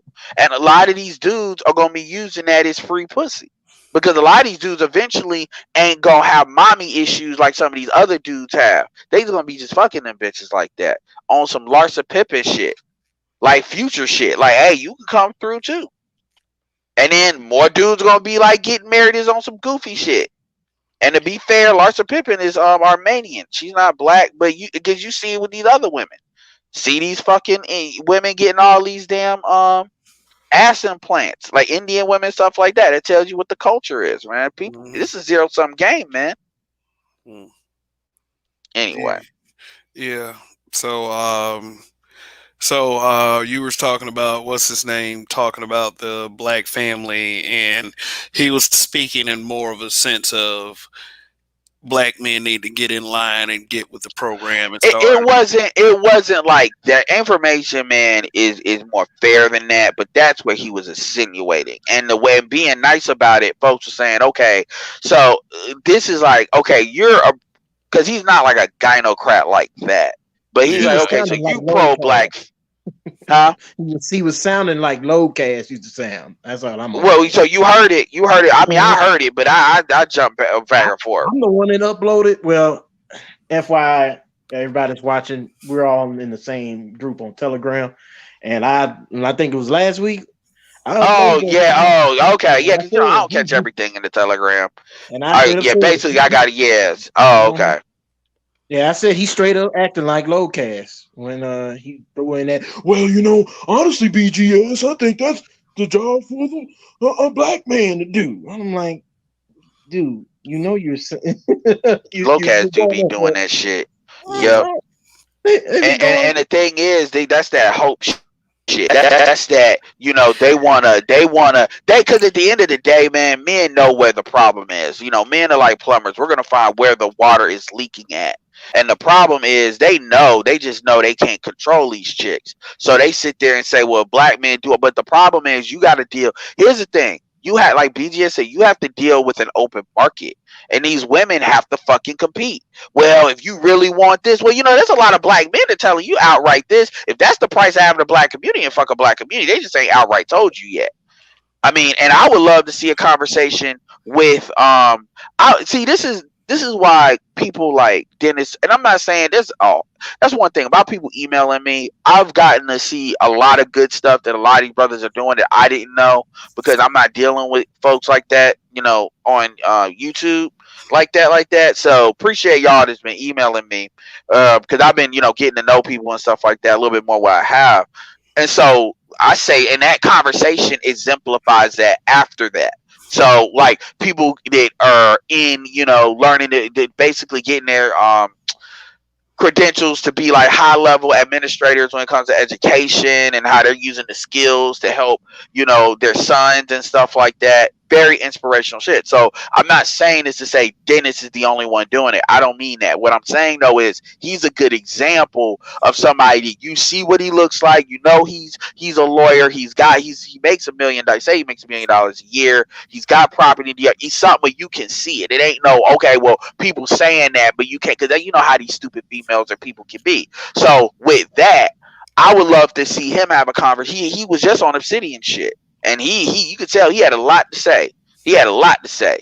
And what that's an example of is there's more dudes out here that think like us. It's just they're in situations where it's not the wisest for them to kind of get out there like that. And so the problem is, God help you if we start to get money out of these dudes, if we really get the manosphere to a place where it's something that's bankable, meaning it's something that's worth, when I say investing in it, like from a nonprofit standpoint to scaling it up, because at that point ain't gonna be nothing nobody can do. But I would love for Information Man to have a conversation with him as he has 3 sons that he's raising, he's fighting to be in with. One is somebody he's been married with, another one is so you consider a baby mama, and he's raising his son as well. So my question is, you then tell him all that crap and how you should tell because it gives more weight. When he says, I'm not going to tell other black men to do this, you are going to have to show these black girls, black men are not going to sacrifice, the dating market for what black women want to be. And I'm sorry that in the pro-black community, they don't want to hear that shit. But at the end of the day, that's the truth. That's the truth. And the question is why I would tell him, if your son want to date out, what the fuck you going to do about it? Like, really? You gonna pro-black him to death? You gonna really tell him you're angry with him when he's telling you what these women look like and you know what these females look like and acting? Is that what you gonna do? Yeah. That's the question. Shout out to Donnie, my habitual line stepper brother. Long live the habitual line steppers. And I'm seeing 31 likes, and we got 30 people watching. So I hope one of those likes is yours. But just in case it isn't, please hit that like button, get them likes up. And thanks for tuning in. The subject is, will black people ever forgive black men? And it's because black men have been receiving a lot of vitriol, especially the onus of the black male support for Trump, when there were clearly black women and who were actually in the face of the media at all times that supported Trump. But for some reason, they can't forgive black men who supported Trump. Everybody voted for Trump in higher numbers, number one. Number two, white women are a bigger part of the population than, as far as the voting bloc, than black women, black men, Latin women, Latin men. Yet, for some reason, it's only black men to get that smoke. Black men that supported Trump was equivalent to 1% of the voting bloc. 1% of the voting bloc. Yeah. And yet white women were probably like 12 or 15%. Yeah, they were 15% of the voting bloc that went for Trump, because 55% of white women went for Trump.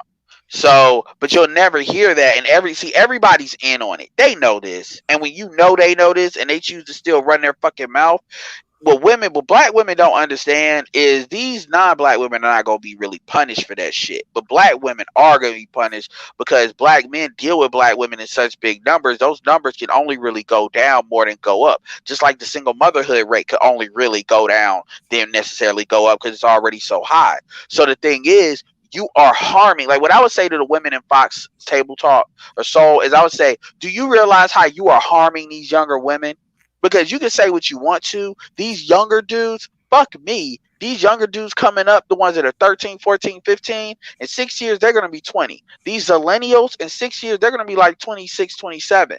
And they're going to take up. You are harming these females. Because these females are seeing you and saying, I'm not dealing with that. And then the millennial, and then you're losing dudes just going to tell these, just going to lie to these dudes. Dudes that are like really 45 and under, the ex dudes, a lot of them ain't lying. It's a critical mass where they're like, look, do what you got to do. Damn that. So it's not enough dudes anymore other than the old dudes that's really on some, you need to just stick with it because of my daughters. And it's obvious when a dude says that he got daughters. It's obvious that he's got an invested interest, and men can pick up on that shit. Yeah, he either got daughters. And let me say something about the daughter thing, but they either got daughters or they're trying to get some poontang.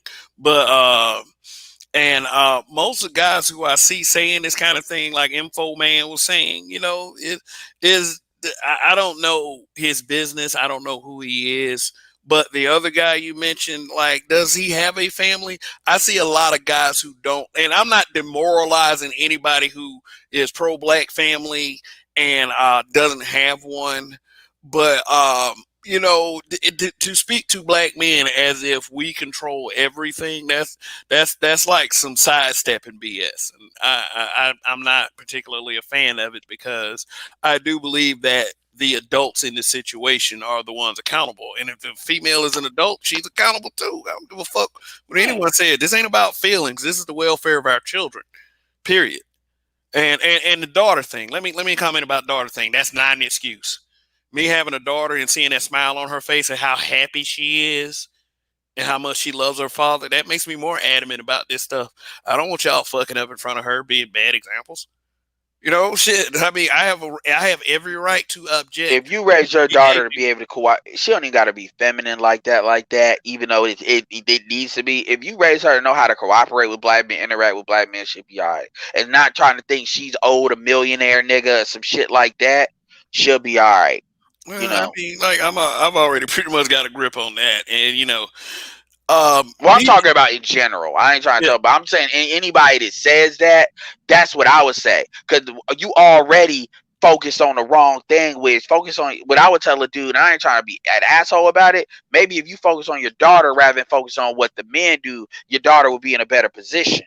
You worried about what we doing, and you can't control what black men do, can you? But you can control how your daughter's raised. Now, if she wants to sit here, you see what I'm saying? So even structurally, that doesn't make sense for even people to have that argument. But here's the thing: if you care, if you care about like the direction of the community, or if you care about your kid, like, which should be the most important, you will want the community to go in a good direction. It's that simple, I mean, I do. I mean, I just feel like that having a daughter should not be a deflection. It should never be used as a deflection. Well, it's an emotional thing. I've heard niggas be like, "Nigga, I got daughters." Like they go into black women. I can't talk about black women because I have a daughter. No, it ain't. They usually ain't like that. Like, to be fair, usually, and I'm not saying it's only dudes with daughters. I mean, I'm not saying that, and I know dudes with daughters that know how to act. So it's not like a 100% thing, but I'm saying that's an angle I've learned how to look at rather than just saying, "Oh, these dudes," because everybody want to charge all these dudes simping. No, it ain't always that. It's something else behind that, and I give people enough credit. See, I give people enough respect to find what the thing is. Now, I'm not gonna just go into, well, they all simps. No. These are some people I know. Hey, so what is it really? What is driving this? And these are things what I'm like when it comes to Afrocentric. So let me ask you a question. Let's go back to a little something. Let me ask you a question. These guys that you were saying that I have a daughter, where are they speaking from? What do you think? Well, a lot. Well, I'll give you a perfect example. I came up with that commentary after having conversations with Afrocentrics. Afrocentrics guy, he has a black channel. He's got like 80 subscribers, so he's not a small, older dude. Shout out to him. Because he called out the Biden bullshit too. But the thing is, when he used to say shit. This was on O'Shea stuff. He used to say shit like, well, black men, like, so first of all, I worked in the call center industry. He tried to act like black women are all over IT and try to call call center work IT. I'm like, that's not IT. Don't try to act like black women are got all these certifications and all this. Don't do that. So that was the first thing he did. The second thing he did was he would insinuate that black men need to, so it's black, he do that with black women got all the jobs and the degrees and stuff. Well, black men need to go ahead and take their role for the better of the community and basically get behind black women, to support black women, because apparently they're the backbone. He would say shit like that. They're the backbone of the community, like buying into that fucking hype. And I'd be like, dude, how the fuck? And then I realized he ain't got nothing but daughters. I said, oh, okay.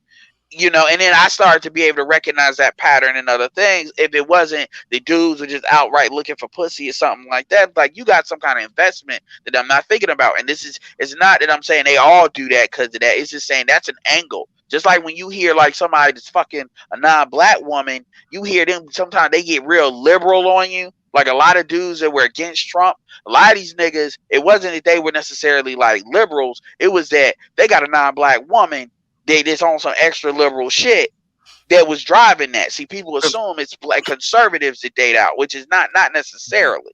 And I was gonna say, to your point about that IT the guy in your job, Ed, he fails to realize that the vast, and I do mean vast, majority of scholarships and other type of educational opportunities that are sent to the black community are mainly sent to who? For who to go to school? No, he knows all this shit. He chooses to ignore it because it's an inconvenient truth. So I refuse to believe he doesn't. He's too old and he's too smart to not know. He knows what happens is they just do what a lot of hoteps do, is they put that shit under the carpet. And this is why BGS, I know I mentioned BGS, I'm just saying, this is why BGS like had to come to YouTube and get out of the hotep shit too, because he saw that's what they were doing.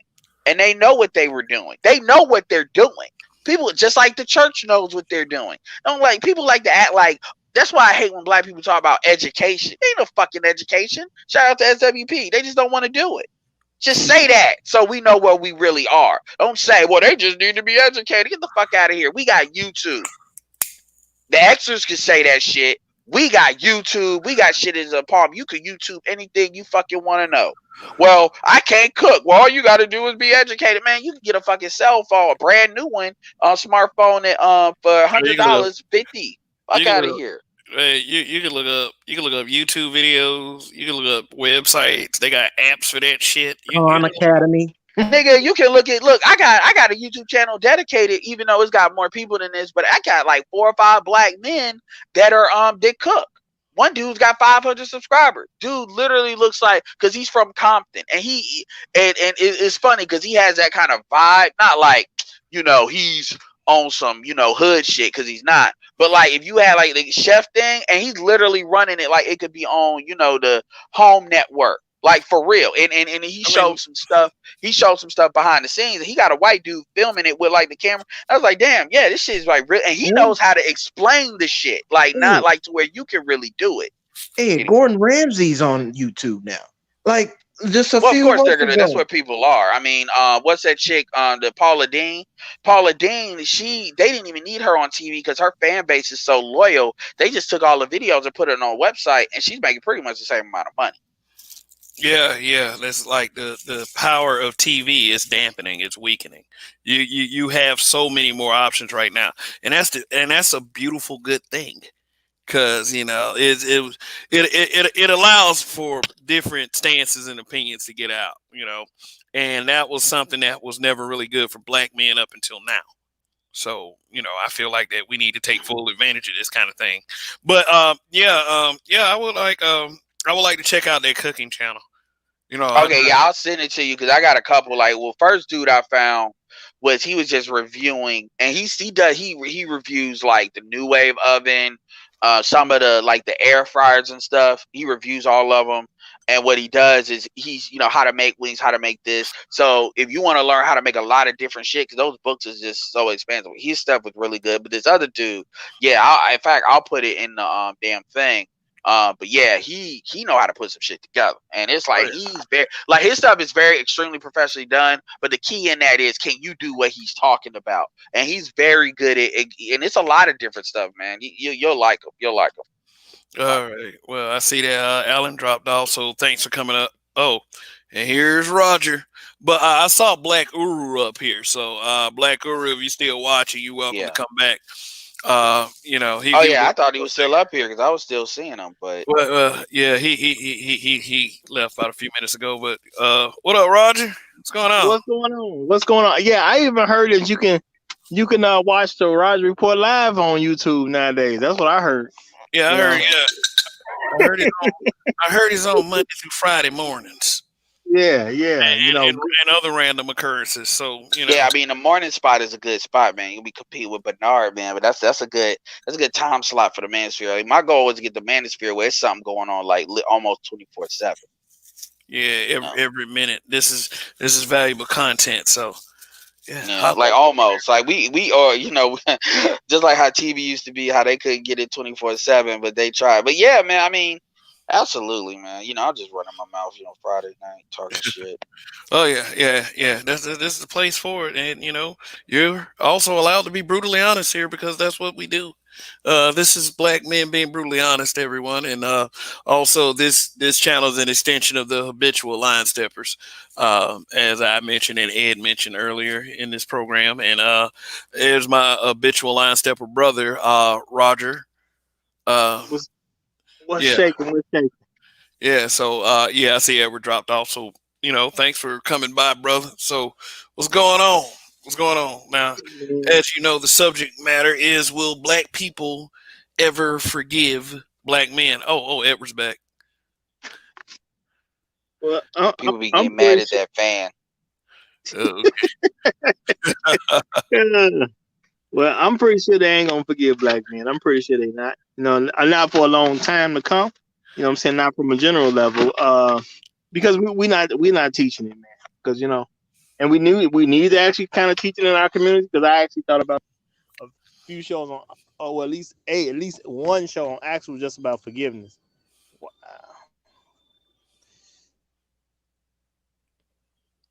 Okay.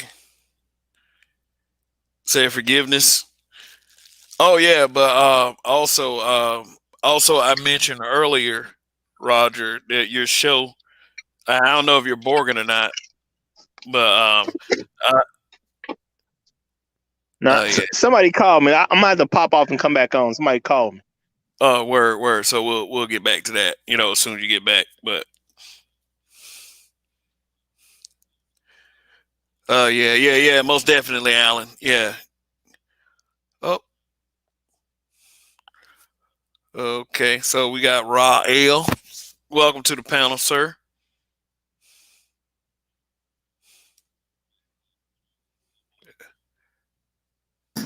Raw. Okay.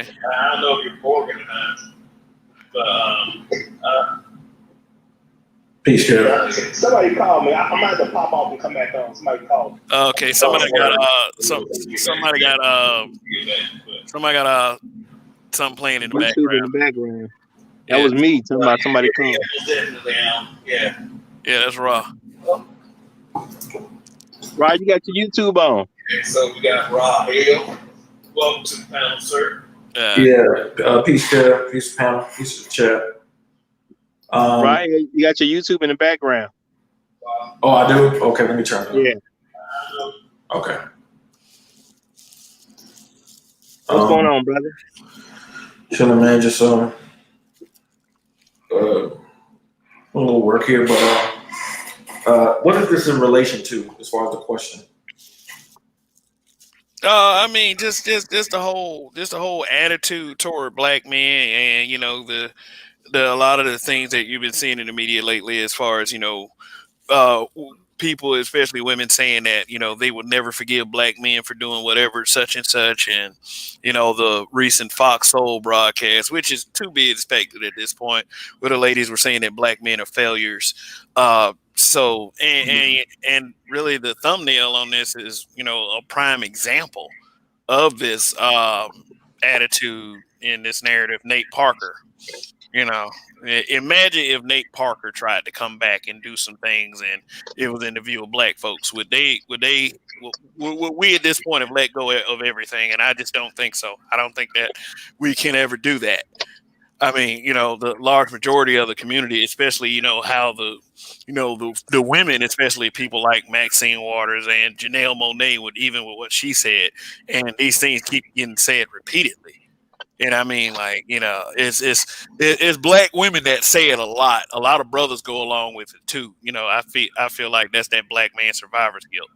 you know, that sometimes some of us brothers have, like we actually failed the community or something. But um, it's to the point where somebody's gonna ask, what exactly in the fuck did we do wrong?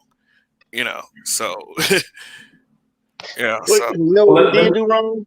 And I hate to say it, but if you really pay attention, a lot of the failures of the black community came from the men trusting the women, and that's a real screwed up thing to say, but don't make it any less true. We let women take too much charge over stuff. We let them do certain things. We put them in charge of our money. We let them run the household, and it came back and screwed us at the end. You yeah. got to have men as the actual heads.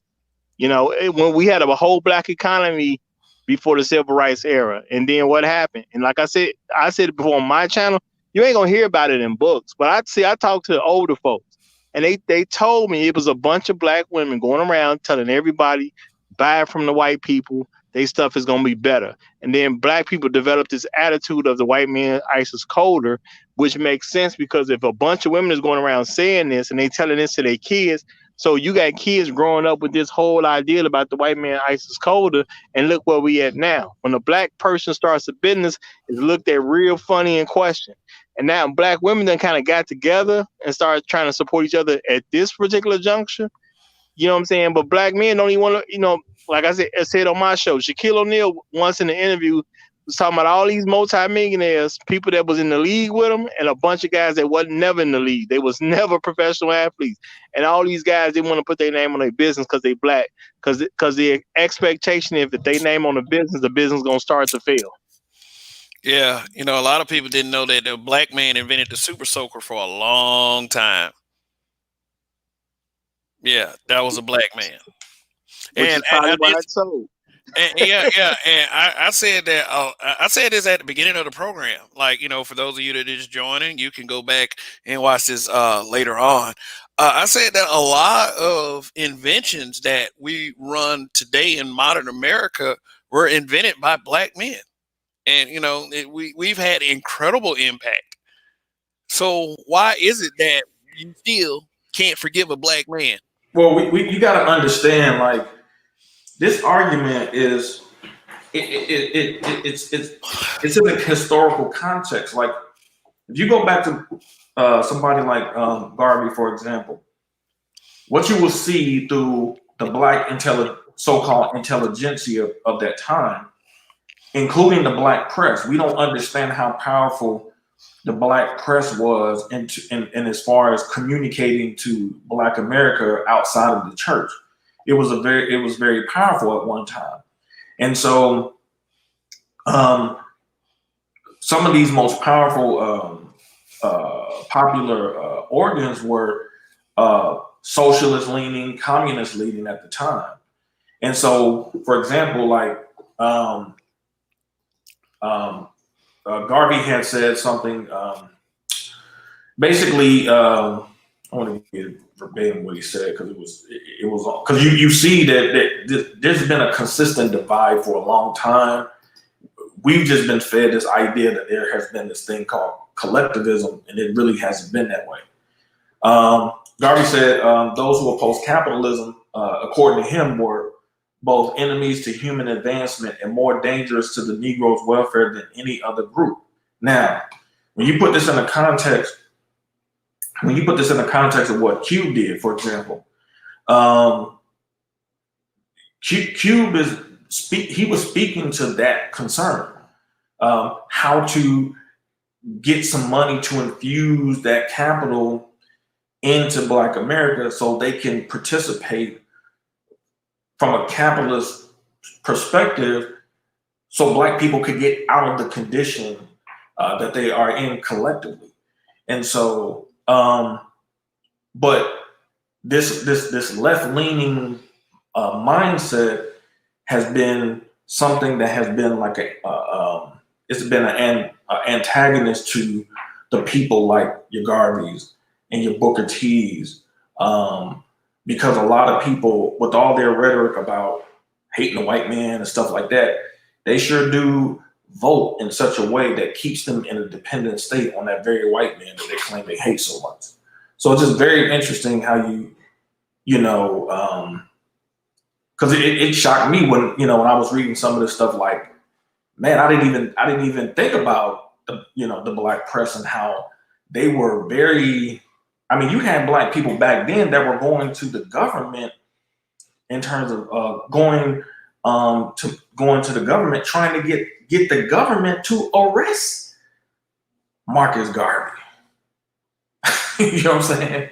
The very people who will complain about the government and what they do to black folks, they were actually pushing for the feds to investigate and lock Garvey up. And he basically got locked up on some trumped up charges.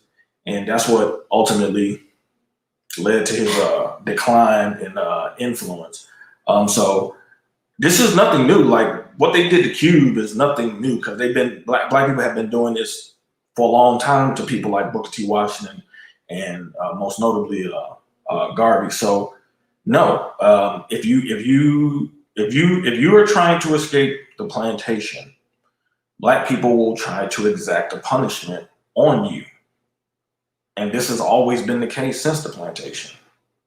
It's not been different.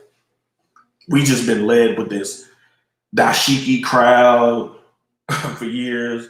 So Black Panthers, we've been romanticized into this idea of blackness that never has been.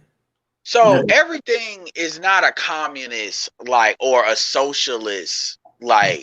The thing that I have with a lot of that line of questioning is it's very two-dimensional, when you almost have to be thinking four dimensions. Like the consistency, when you look at even how an individual party or a school of thought has changed, it is a lot of the through lines that it has, especially the way it deals with black people. I think a lot of that oversimplifies it. Like, the truth is, black people, the people, looking at it from a communist or socialist point of view, black people in many ways are the most materialistic in the United States of America. This idea that black people reject capitalism, and that's really why black men are targeted. I mean, it's really not really, in my opinion, what's going on. The truth is, if capitalism could keep black men in check, that's what black women will go to. And you see that all the time when you see a lot of the corporate bullshit that, all black women are corporations, all black women are fastest business owners. That's where a lot of that black girl magic bullshit comes from. That is not, so it's not like a very clear thing where you have all these folks that are on some socialist communist shit, and then they use the pro-black shit as a front for that. That would actually be very easy to point out. Just like how Black Lives Matter, it was very easy to point out what they were really on. What a lot of it is, it's power. And the truth is, you can pursue power via capitalism. You can pursue power via alternative means. You can call it communism, how China does it. Communism, crony capitalism, how Russia did it. Socialism, how the rest of fucking Europe that doesn't have this problem. Their men are not pressed like black men are. Even the black men in UK are not pressed like we are here. And those areas occupy a hell of a lot more socialism than the United States. People have to remember, the United States is the most capitalistic country on the planet. And you could argue in history. So when we say socialism here, that means something very different. It's like talk about feminism. An Arab chick talk about feminism is talking about like not even first wave feminism. They're talking about driving a fucking car, the ability to choose, say no to a man that their parents give them. Same thing with other people, like Africans. Maybe they're talking about maybe second wave feminism.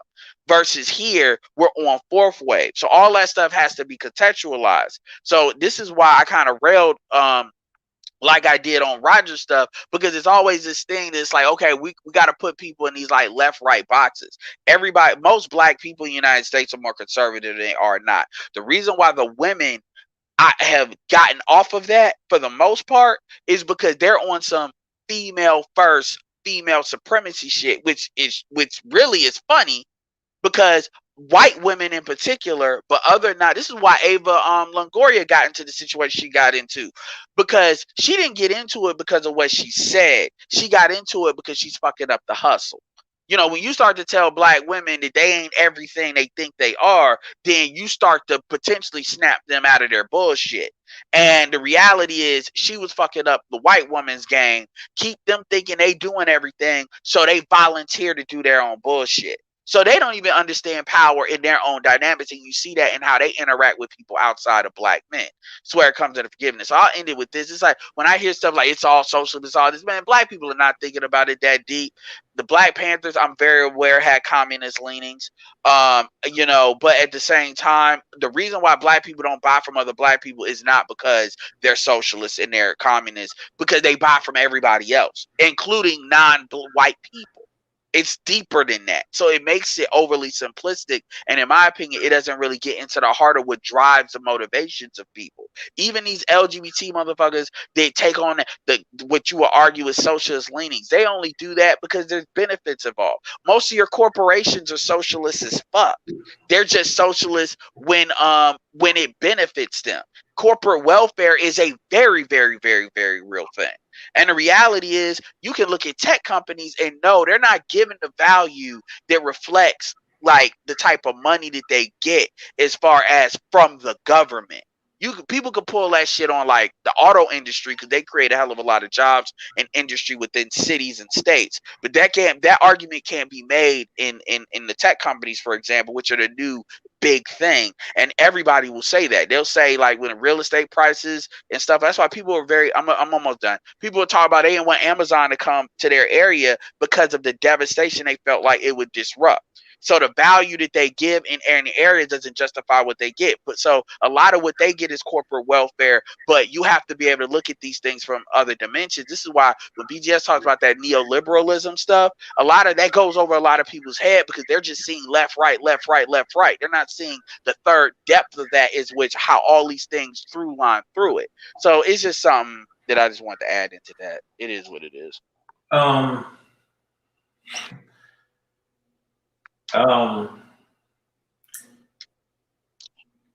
There has been a consistent pattern in Black America for a long time as it relates to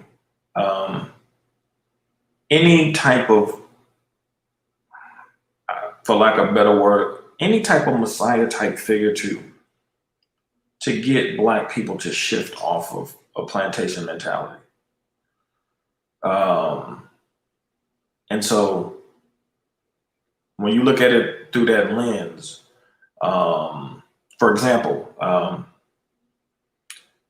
a lot of people turn, and this was through, as far as the Black person is concerned too, when he actually met with the Klan. A lot of people don't know that. And so, but again, what makes this more problematic is the fact that it's the approach. Black people really truly believe that the way that they're going to get something from the system is to just constantly agitate and bitch and moan and complain. If you do anything that's the opposite of that, like what Cube did,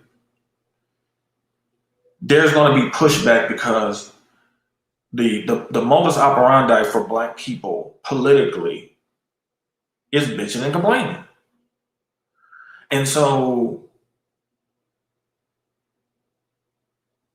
what people like Garvey was trying to do people like Q is trying to do. And it's weird how the juxtaposition, because when the black people who leaned on the left side, when they work in the system, work with the system, it's all good. Q tries to work in the system as well. He's trying to work with a racist. Never mind the fact that when Martin Luther King, when Lyndon B. Johnson was signing the Voting Rights Act, the Civil Rights Act, as racist as he was, he had black people in his administration say, yeah, he would call you a nigger to your face. King was right there, smiling. So it's the approach. And this has really been post-slavery one of black people's biggest issues is how do they effectuate change in the system? Now, we've had more agitation than trying to work in the system from a capitalist standpoint. We've had more of the agitation. Well, we've seen collectively the results of the agitation. But when you try to show people a different route, a lot of times they're fearful of that. You know, a lot of people don't know anything but that. And I can speak from this particular vantage point because I was on the pro-black stuff for 6 years. I got to see it up close and personal. I got to see all the frivolous arguments, all the silly emotionalisms, all of it. And I could tell you that them niggas didn't accomplish a damn thing. You know what happened? Niggas got their degrees. They went and got their little jobby job. And they was working up under them white folks. They wasn't owning any businesses, anything like that.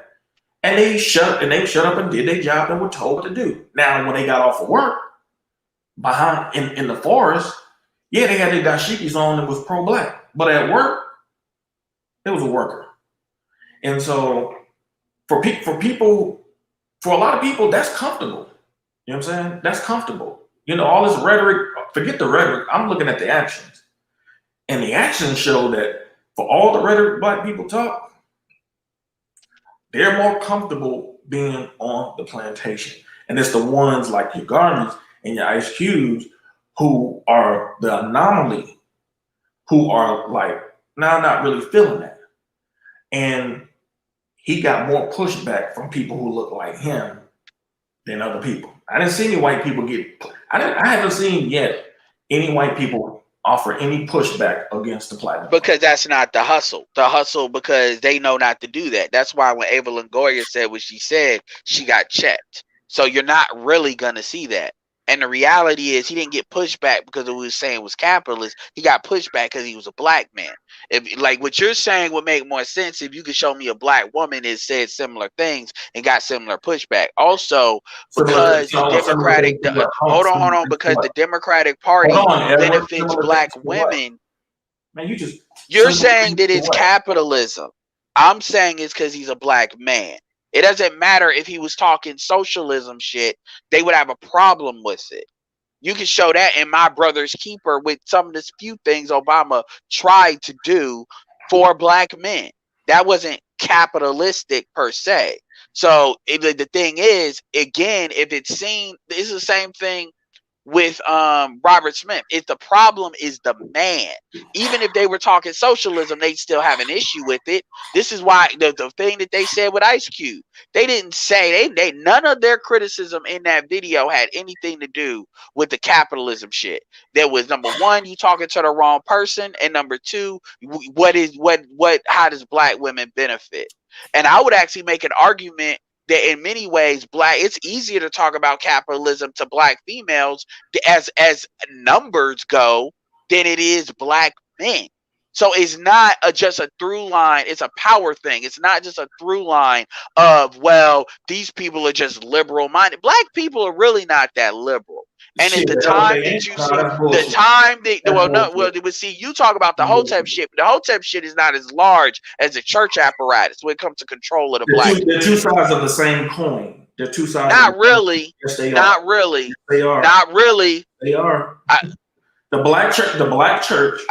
I'd be interested in the third The black opinion. church and the pro-black community are two sides of the same coin. They operate in the same way. They feed off of broken ass people. That's how they operate. It's the same thing. It's just two different modalities. One is talking Christianity, and something is talking some pseudo science about black supremacy. It's the same thing.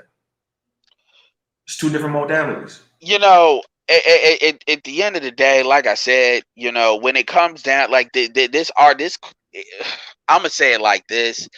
This view of it's all capitalism versus everything else, the world is more complicated than that, and seeing it from that vector is always going to leave blind spots because black people, because like for example, you know, I'm gonna give you a perfect example and I'll leave it to everybody else. Only black people are this binary in America. Nobody else is this binary. Like let's take Asians for example. Asians on par have more businesses.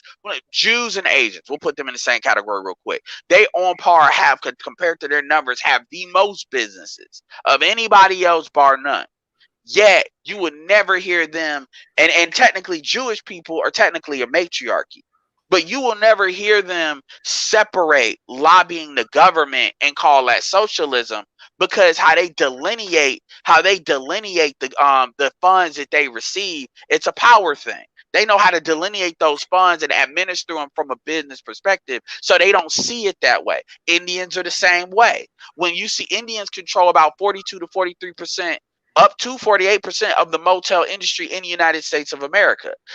But when it comes to them lobbying the government on this fucking 500,000 Indian visa bullshit, what's going to happen is those Indians are going to compete mainly undercut white folks' jobs in the tech industry, which helped big tech. This is like an announcement Biden made about fixing that. And then what you have is the way their economy works in America, and I've seen this other places too, is like a triangle. They have the good jobs, tech jobs, doctors, all that bullshit. Then they have the small businesses where they are. Then they have the motel industry, which is commercial real estate, in which they funnel the more money in and out. Long story short, they don't see lobbying the government the same way we do, because we approach politics from an American perspective.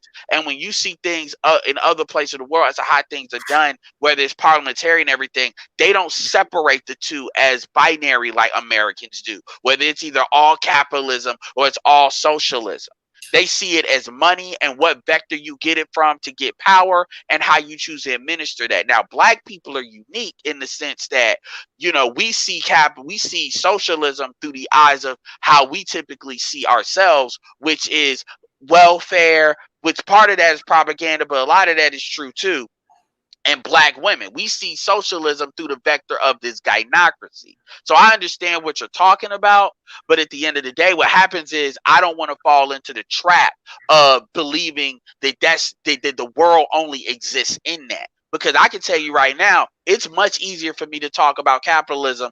If I run like 10 black men and 10 black women, I could probably get 5 or 6 black women to want to hear some shit about capitalism and shit, because of how they were brought up about freedom, independence, whether it's from men or from whatever. They're more willing to listen to that message than black men are, because a lot of black men are on some, you know, just pussy will provide all that other shit. And that's always been a frustration. Roger can tell you about some of the stuff I've said with that behind the scenes. But my point is, you know, looking at things from that just biometric vector like that, and it's not just you. I see the rhetoric. Like it really leaves a lot of blind spots. It's very linear thinking. But whatever. First of all, I'm just a nigga. The reason why I use those two concepts is because they're primarily the two forces that are at odds with each other as far as this makeup of this country, and have been for a long time. Now, what I'm saying is When I speak about capitalism, I mean capitalism from the standpoint of men being in control and being the lead dog and leading their family and ultimately their community, if there is one, to a better way of living. So from those under those auspices, no, a lot of those women wouldn't feel that because we've seen. I know I've seen it. That's called Women. patriarchy. That's not capitalism. I've seen. Go ahead. You're using the capitalist structure from economic perspective to push how you want your household and ultimately your group to be ran. So yes, that's patriarchy, but the system you're using economically is the capitalist system. Now, for a lot of these women, they will say they will rather be a white man's whore than a black man's wife. So I don't see how that's very clear cut. That's very binary. So when it comes to capitalism coming through the hands, especially of black men, yes, that is a problem. I remember when I was younger, I talked to plenty older black men who ran their businesses. And them brothers used to catch hell with the black women they dealt with. Complaining about they at home. They going out there, they ain't got to work, they at home, they living comfortably, complaining all the time, nagging them, even cheating on them, all type of stuff. Now, if the situation was reversed and that dude was white, and I've even had black females tell me that they thought business was for white men. So you think it would be the same if they were married to white men? I doubt it. So it's capitalism because for a lot of these women, they do believe that. Look at the response that so many we saw it in the manosphere. How so many of these pro-black, they had such a negative view of Robert F. Smith. So it's a part of the conversation because in their mind, in black people's minds a lot, they think, and I'm gonna say something, Nelson, I'm gonna let you go. They think that business is some white man shit. And I'll say this. I remember when I was on Facebook, there was a black chick who told, we were talking about marriage. I was on this one page. And this is a black female that literally said she thought marriage was only for white women. So I'm not far-fetched off of what I'm saying because of the mindset. What? Yeah, Yes. my problem is you're merging different things. Different definitions mean different things. You're merging social constructs with economic systems, and you're like creating this like hodgepodge of stuff. I mean, like I said, I get what you're saying, but the way that's communicated is I don't want to use the word cult-like, but the thing about it is, like I said, I can like just what you said at the end when you said that black women act differently with white men. You can see that in every system. You can see that in a communist system, a socialist system. You could, which is Canada. You can see that in France. When you see black women talk about black privilege that they get in France, shout out to Ro Alori Cutno. The point is, it's not the economic system as to how their mind to view them. That's two separate things, and you have to approach that in a separate way. I'm a capitalist. I'm a sales guy. So I don't, but at the same time, I'm not going to act like America doesn't have socialist aspects to it. The public school system, fucking social security, and those things, and all these other women don't act like our women do. Yes, you have feminism, but that stuff has different degrees to it. They don't blow up their own shit. So it almost lets them low key off the hook to just to say they're not capitalism and they're not this. And when you look at dudes, dudes are operating like, because when you deal with economics and black people, that's like something that has to be looked at completely separate. Because the truth is, you can take the women completely off the table, and I could do a whole channel dedicated to black men and their, mis data information when it comes to capitalism. And it ain't always going to manifest in Hotep shit. Like when niggas talk about all that, every rich black man has sacrificed their child or is a blood sacrifice, that shit is not necessarily rooted in niggas being hotep. Just like most of your dudes that are in the church are not necessarily, they're a lot of those dudes are capitalistic as fuck. It's a different form of it. So when we sit there and we merge everything, it discredits the individual pieces. They deserve to be looked at individually. And a lot of this, like I said, man, I mean, I get what you're saying, but it's like the way y'all are projecting it, you know, as people come into the manosphere, it'll really have them confused. It's not just you. Fantastic's another one that does it. It's this rebellious, like this stuck in rebelliousness bullshit, rather than actually saying this is this, that is that. And here's another thing too, and I'll say this, and I'm curious to see what everybody else thinks about it. At the end of the day, for people that believe in, here's the thing that I don't get. At the end of the day, the open market is going to win. And anybody that is a capitalist believes, for the most part, at least 90% of the time, because even when you look at big tech, there's a time where it's things called antitrust. But the market generally will take care of itself. The problem, and I'm not going to act like you're not saying this, so I'll say this right now, because you have been kind of alluding to this behind what you're saying.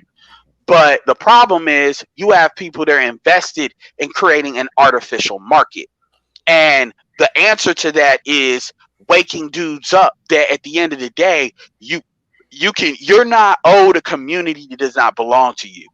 The most dangerous thing that black men can realize is that the community is not theirs. Because once they understand that, instantly in a male psychology, men don't tend to protect and provide and build for something that does not belong to them or that they're not invested in. This is why the lies have to keep going. And what you're already seeing is, again, give it 6-7 years on its own. This is minus anything that accelerates it. This is even if COVID didn't exist. COVID is going to accelerate everything a lot more than what it already is. It's accelerating automation. It's accelerating a lot of stuff. Again, like I said before, doesn't fucking matter who's president because they can't control this. And they damn sure can't control it targeted specifically to black women. They can't control it in general. The market is going to reset everything. You see it now. Glenn and Cameron, I'm going to do this, I'm done. Glenn and Cameron did a video talking about how all these women, not even just black, mainly non-blacks, even folks on black women like that, are going to a lot of these sugar baby sites, these white chicks, and how they're out here talking about, I want 1,500, I want this, I want that. And then basically he's saying, just to play with them, I'll give you 150, I'll give you this. And then they come back 2-3 weeks later. We're talking about white women. 2-3 weeks later, coming back, and then he'll tell them, oh, he's already found somebody else when he hasn't. He was just experimenting. The point is, the market is smacking their ass in the fucking face, and the market is not slow like the wall. It's gonna let you know what it is, and the reality is, the market is gonna do what needs to be done. So a lot of the, the melancholy shit, I don't know why it is, because shit is gonna reverse real fucking quick. And it doesn't, and again, doesn't matter who's president, and you're already seeing it. And we're not even at 2021, where I think a lot of shit is going to blow up then. So the point is, the trust in the market, because the market is more than ever, a lot of these things that used to disrupt the market or distort the market, they just don't have the money for anymore. They just don't. Like all of these cuts that these people have had, that shit is not going away. Yeah, they'll give a stimulus here or there, but that shit ain't gonna fix shit. So a lot of this goofy shit that these women are talking about, what they call Kevin or whatever, that shit is sad because you see the buzzsaw they're gonna run up into. So at the end of the day, like I said before, I separate those things. Like a social construct, like patriarchy and stuff like that. Yes, you got patriarchy plus capitalism, and that's what I think it should be. But it's just, I feel like it's just being merged, like in a way that's like, I can't tell which one is different based on how you're saying it. And I know if I have a hard time doing that, and I know what I'm talking about, people that don't really understand this, they're just going to fall into they're going to fall into another delusion and not really know how to go out here and see the difference in shit. That's what I'm saying. My point is that because I see I read the tea leaves as well. I'm in business. If anybody in business, if you're in business, one thing, especially if you're black, one thing that you will come to find out if you in it long enough, if you stay in it, one of the best things that you will ever find out is how incompetent a lot of white people are. And the beauty of it is not because, I'm not, as far as celebrating people's failures, but no, it demystifies them. Exactly. So what you realize is this idea that you can't compete is a delusional idea. It makes no sense at all. It makes no sense, especially for black men to not get in the game. So who's keeping them out the game? No, what I'm saying is, oh, I know what he's talking about. They keeping their ass out the game. Yeah, go ahead. Well, a lot of Trust me, I've had these battles with motherfuckers, but no, go ahead. No. My point is that it's the women, because you got that aspect where you shit. But go ahead. That aspect of the black women rather be the white man's whore than a black man's wife. That goes all the way through our culture. That it affects school boys. That's why they let them fail in school. Right. Black women do not want black men to threaten white men in any way. And everything they do shows that. It goes to that. That's why we ain't taught about business while we're growing up in any type of large mass way. Right. We're always taught the best thing for you to do is be up under some white man and just work and don't say nothing. That's what they want us to do. And this is why, and this is also why, and I'm not going on monologue, why dudes always have this perception of hating black women when dudes have no fucks to give about the shit black women talk about, because we understand the conveyor belt of this bullshit when it comes to the cycle of how we grow up. It's like you bitching about shit that is really went according to plan. You just need to ask your mama about it. Go ahead. Right. And see, that's my point. That's what I'm gonna start saying. Ask your mama. Yeah. The point of me bringing up of the capitalism was relating to the ability of black men to actually be successful in it, and why, when it comes to somebody like you doing what he did, it put that to the fore in their face. And so they had to shout it down like, no. So all this rhetoric about the system and how it is, the system is not more corrupt than a mother who won't teach her fucking son how to read. Well, the thing is, that's a distinction without a difference. I see that as a part of the same system, just different. I look at that as that's all Disney. It's just there's a Star Wars aspect to the fuckery, and then there's a Marvel aspect to the fuckery, and the Star Wars is the more dysfunctional part. So I get what you're saying, and here's the thing: if people want to go as far as to say, here's the thing that kills me. I'm going to say, this is what I always say, white supremacy exists, but black people make it way too easy to run. And that's to say, look, I acknowledge that there's racism that's like behind the scenes, but don't fucking but you're not going to use that as a way to deal with what we need to deal with first, which is the culture in the community. So I think too many people go out of their way to try to convince. I'm not saying you're doing this, but like when I hear people say white supremacy doesn't exist, my point is, why are you going out of your way to convince them of that? Because they're never going to not believe that. What you need to do is redirect the focus to how they contribute to it in their own way, which is, sure, it exists. This is how you participate. You sit there and say, ain't no good men. Have you ever asked your mama why ain't no good men?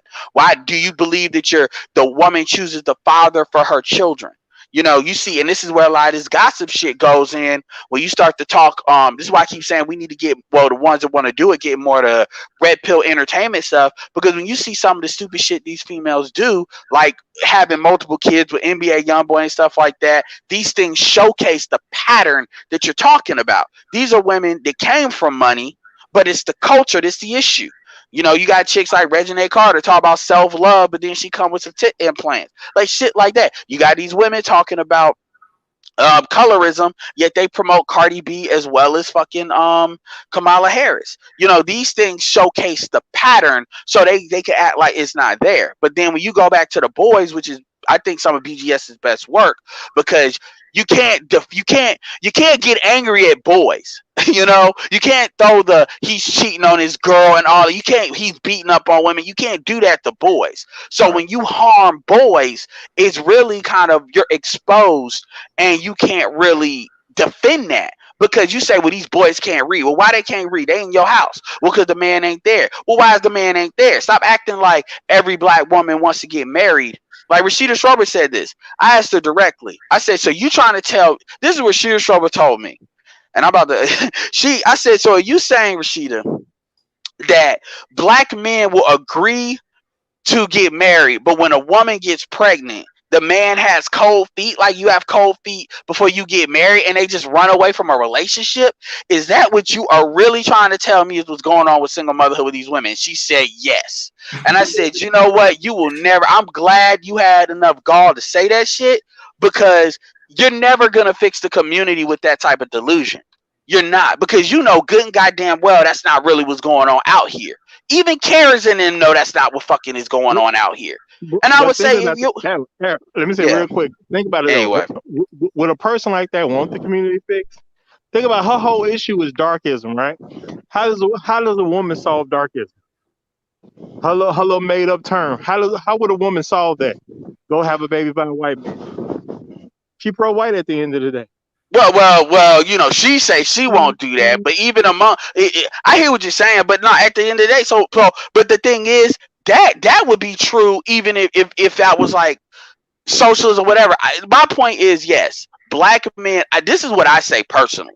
I say that if you don't know what to do, get involved in sales, because that's going to be the straightest. If you're trying to get money to invest, this is why I get on my nerves when black men talk about all these highbrow investments, Bitcoin, stocks, all this stuff. So I'm like, black men need money to do it. And let's not act like most black men have money. Yes, there's extraordinary black people in this space, but everybody ain't that necessarily. So the best way for you to help black men across the board, whether they're younger, is to get them into sales. Now, here's the thing. Obviously, there's other things. Obviously, there's certification stuff. Obviously, you can get in the military. Obviously, you can get in the Army Reserve. Shout out to Marcus A. Brown, who did it at 34.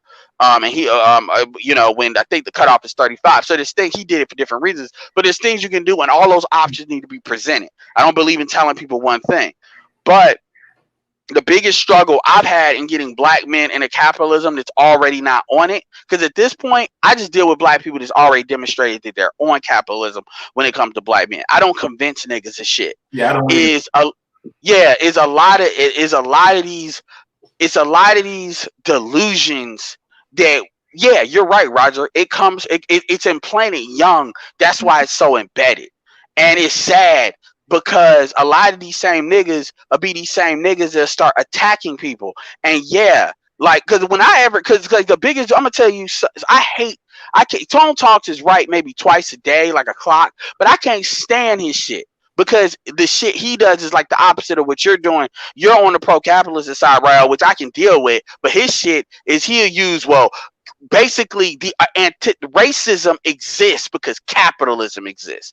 That's Tone Talks' theory. Now, Tone Talks is right when he says that black people have a credit problem where a lot of our wealth is embedded in credit, and black people don't get that because they think because they can buy some shit that means they have it. Yes, that I agree with, and I'm not an anti-credit person. But when you say capitalism is literally like the engine of basically racism, that's some shit that I can't even afford to break that down. I just can't deal with it, because the black men that are attracted to that, I know I can't fuck with like that. Not when it comes to getting shit done. That's why I said what I said earlier. You made. Well, I get what you're talking about. I'm not saying what you're saying is wrong, and I'm not even trying to tell you how to say it. I'm just saying that you got to understand that a lot of folks are not going to be as in depth as some of the people that have these conversations that can read kind of between the lines and shit on it. It's like sometimes it's like rap when people rap too fast, you got to slow it down for the slow people sometimes. And when I communicate this stuff to people that don't know, you know, that's all I'm saying. I'm not telling you. It's like you got to separate the two, because it's hard enough time. Think about it. It's hard enough time getting black people to even recognize that they live in a gynocracy. let alone then merging that with capitalism and the myth of white womanhood bullshit. And that's the one thing that I will say on the female shit, when that chick started talking about how black women need to buy other nails from black women, which I'm even giving you an answer to your question that I even asked you. That's when them women started to have different opinions. Then when she started to say, well, black women need to start supporting other black women if they don't want to get their ass beat. Now all of a sudden they was like, whoa, I don't know about that. Just like when Ice Cube said that all white men were the same. Oh, they were quick to say that wasn't true. And it's funny. It's funny, man. And yeah, I could go on about this, but y'all go ahead. Because Garvey, who is considered the progenitor of pro-blackism, he was for capitalism. You can't say Garvey was fucking racist. He was he hated himself and all the other bullshit. You can't say it. You can't. Well, Garvey was for power. He was getting that money.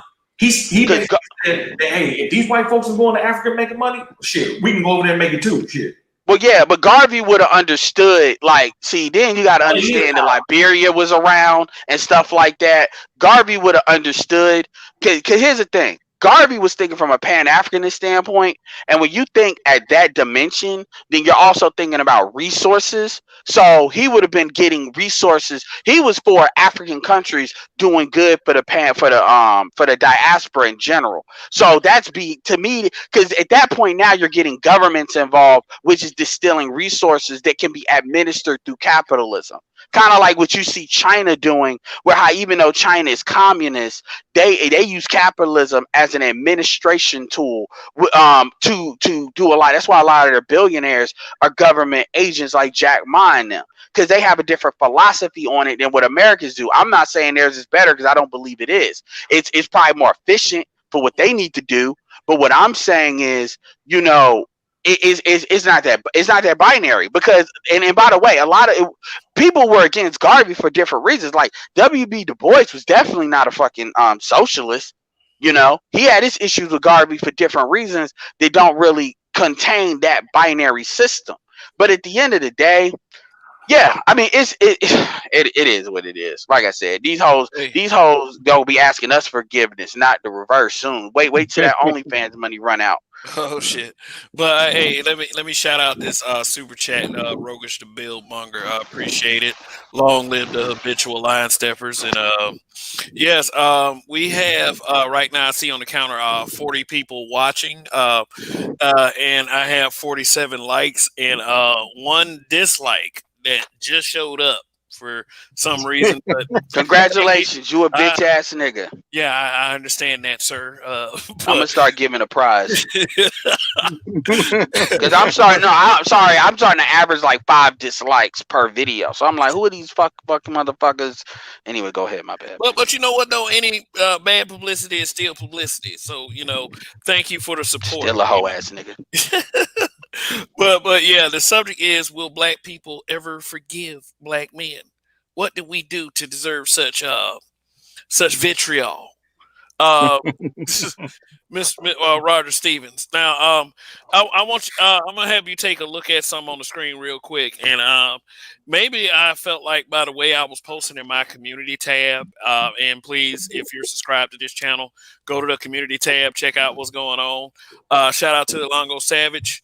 But no, I know it wasn't you, but somebody accused me for the I don't know 9,475th time that that I was bashing black women, so I mean I want to show you that we need to all have our special bash black women weapons. Just on some troll shit, like, yeah. I don't know, like some Soul Calibur. I don't know, like, I wonder what would your bashing black women weapon of choice be? Anyway. One black pro, I use Milnor. Well, no, mine would be that Shao Kahn hammer. Yeah. Like, no, go ahead. All right, now I mean, like, I do feel like that I do give black men and black women a hard time equally, and I do understand because of knee-jerk reactions that Yeah, you go to Jap, you'll find out what bashing black women. I don't mean to cut you off, man, but I gotta add this, yo. It took because I'm an intelligent guy. I'm not gonna act like I'm the smartest person in the room all the time, but I am an intelligent guy. But I don't get everything like the first time. I still don't know what capping is, and I refuse to look it up. I know what caping is. When people say capping, I say, all right, I'm gonna go with it. But when Jap said he started doing these videos, and he started showing German shepherds, and I'm like, okay, that's some different shit. Why is this nigga? And he got like a black woman and like a German shepherd, like smiling. It took me about 3 or 4 times to realize, oh, that shit just hit me one day. Oh, like I wasn't even looking at his video. It just hit me like, oh, that's what the fuck you think. Yo, that's some slick ass shit. Is that about Garden Plantation? Because I haven't seen No, he talking about bitch. Okay. Just call him a German shepherd. He's fucking, because the way he titles it, and what the videos are about is not about God. Maybe it is, and I gotta look at that, but I don't think that's what it is. I think that's just a nice way of saying, oh, these fucking German shepherds. Okay, I thought you were saying like he had a picture of like a black woman and a German shepherd. No, it's actually it's a wholesome. If you look at his stuff, it's a wholesome pic. So the pic is actually very wholesome. So you wouldn't think that, but no. I mean, what is a female dog? So when you put in the title German Shepherd, it's like you kind of daring YouTube see like, oh yeah, these German Shepherds, this. I was like, yo, that's a smart way to do it. Anyway, my bad. I didn't mean to disrupt. I just wanted to add that because I don't get everything all the time. Shout out to Minister Jab for creativity. That's what bashing black women is. If you want to know what the bashing black women meter is, that is always past the red, that's what that is. So I always say, compare what the fuck I say, go watch him for a minute. And they're like, oh my God. Yeah, that's called bashing. I'm not going to even give him that because I looked up the term bash when I kept seeing people kept saying that. And bashing men saying something that's not true, or saying something like with like, like you really trying to create some type of prejudice type of viewpoint that for us, it's having a prejudiced viewpoint. You know what I'm saying? And black men can't have a prejudiced viewpoint about black women. They're our women. We're related to them. We go to school with them. We do everything with them. So we don't have a prejudiced viewpoint about them. So we can't bash them because we're just telling the truth. When you tell the truth, you're not bashing. I don't care what's going on. All right, so this rude nigga interruption was brought to you by Edward Anderson. Go ahead, my bad. So, seriously though, not talk about not forgiving black men. I mean, like I said, I feel like I give both genders equally a hard time. So, Roger, you there, yes, brother? Sir. All yes, right. sir. Take a look at the screen. Do you think that I'm being a hypocrite by having this broadcast and giving this brother a hard time? If the butter biscuit fits, then eat it. No, I mean, I don't watch too much of Roland Martin, but yeah, what I've been seeing of him lately, been a little suspect. You know what I'm saying? Real talk. So here it is, though. Here it is. And in my own little warped, demented way, I feel like that whole thing right there, that picture that I put together, is justified because he's promoting the division that's in the political division in the black community that's leading to actual division. Like he's one of these guys that's constantly going after black men who voted non-Democrat. Basically. Yeah. Because not only has he gone after Trump supporters, he's gone after Bernie Sanders supporters too. I mean, he thinks that he can tell us what to do, and we supposed to just listen. And so, where does that work?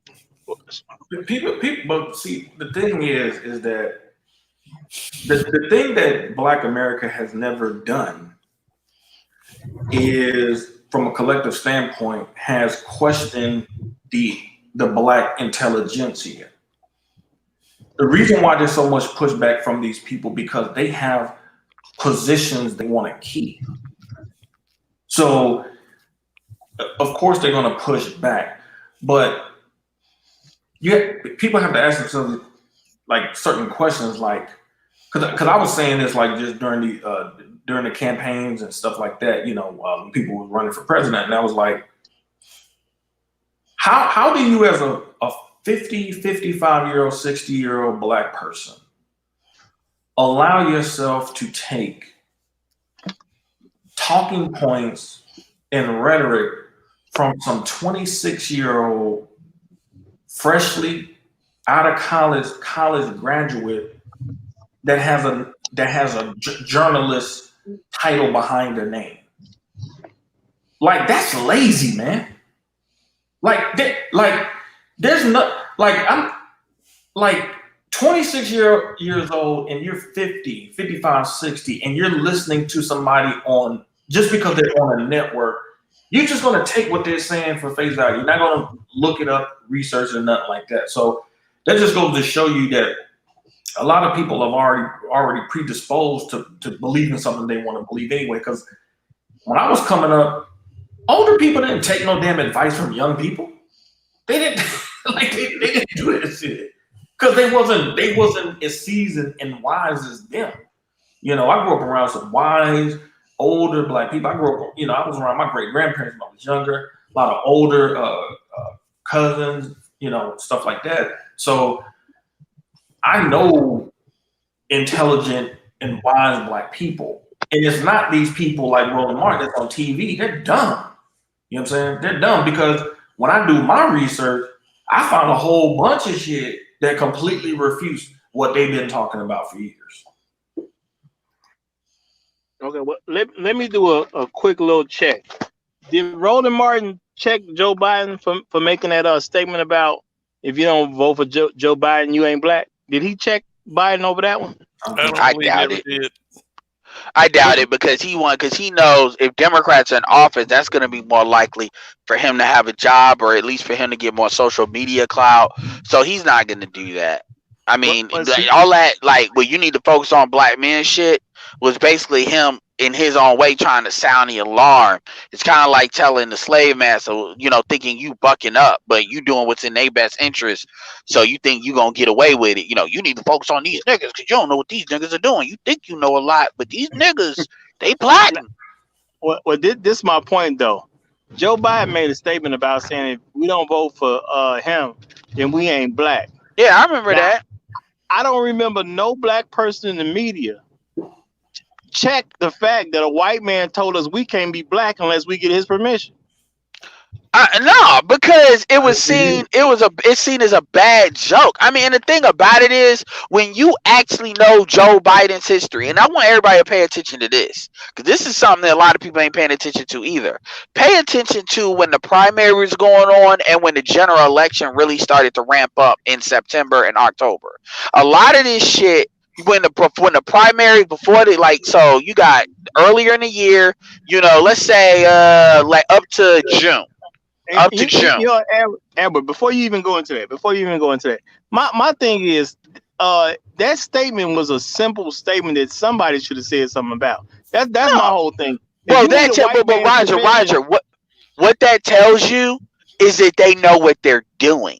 It's not because somebody should have said some shit, right? Outside of the YouTube apparatus, somebody should have kind of low-key mentioned it. So that tells you that they're on message when you see simple shit like that. Oh, no.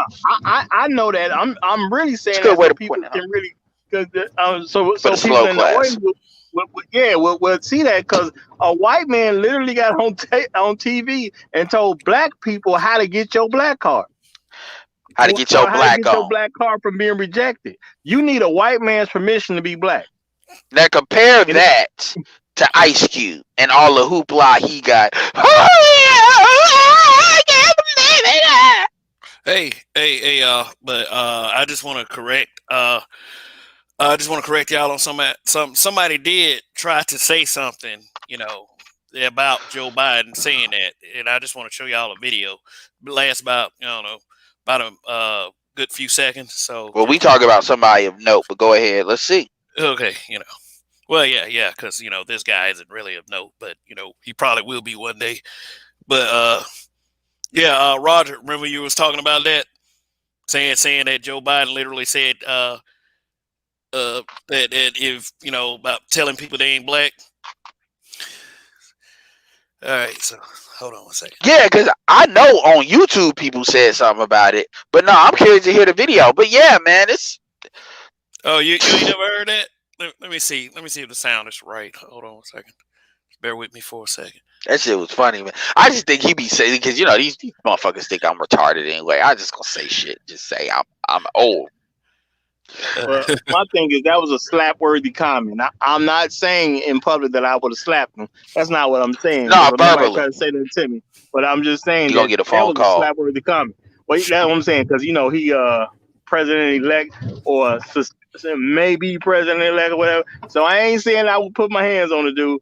I'm just saying the comment itself was worthy Yeah. of the smack. They go appoint Susan Rice of the Get That Nigga department. Like for real, a lot of people don't know. Like that chief of staff that he put up there.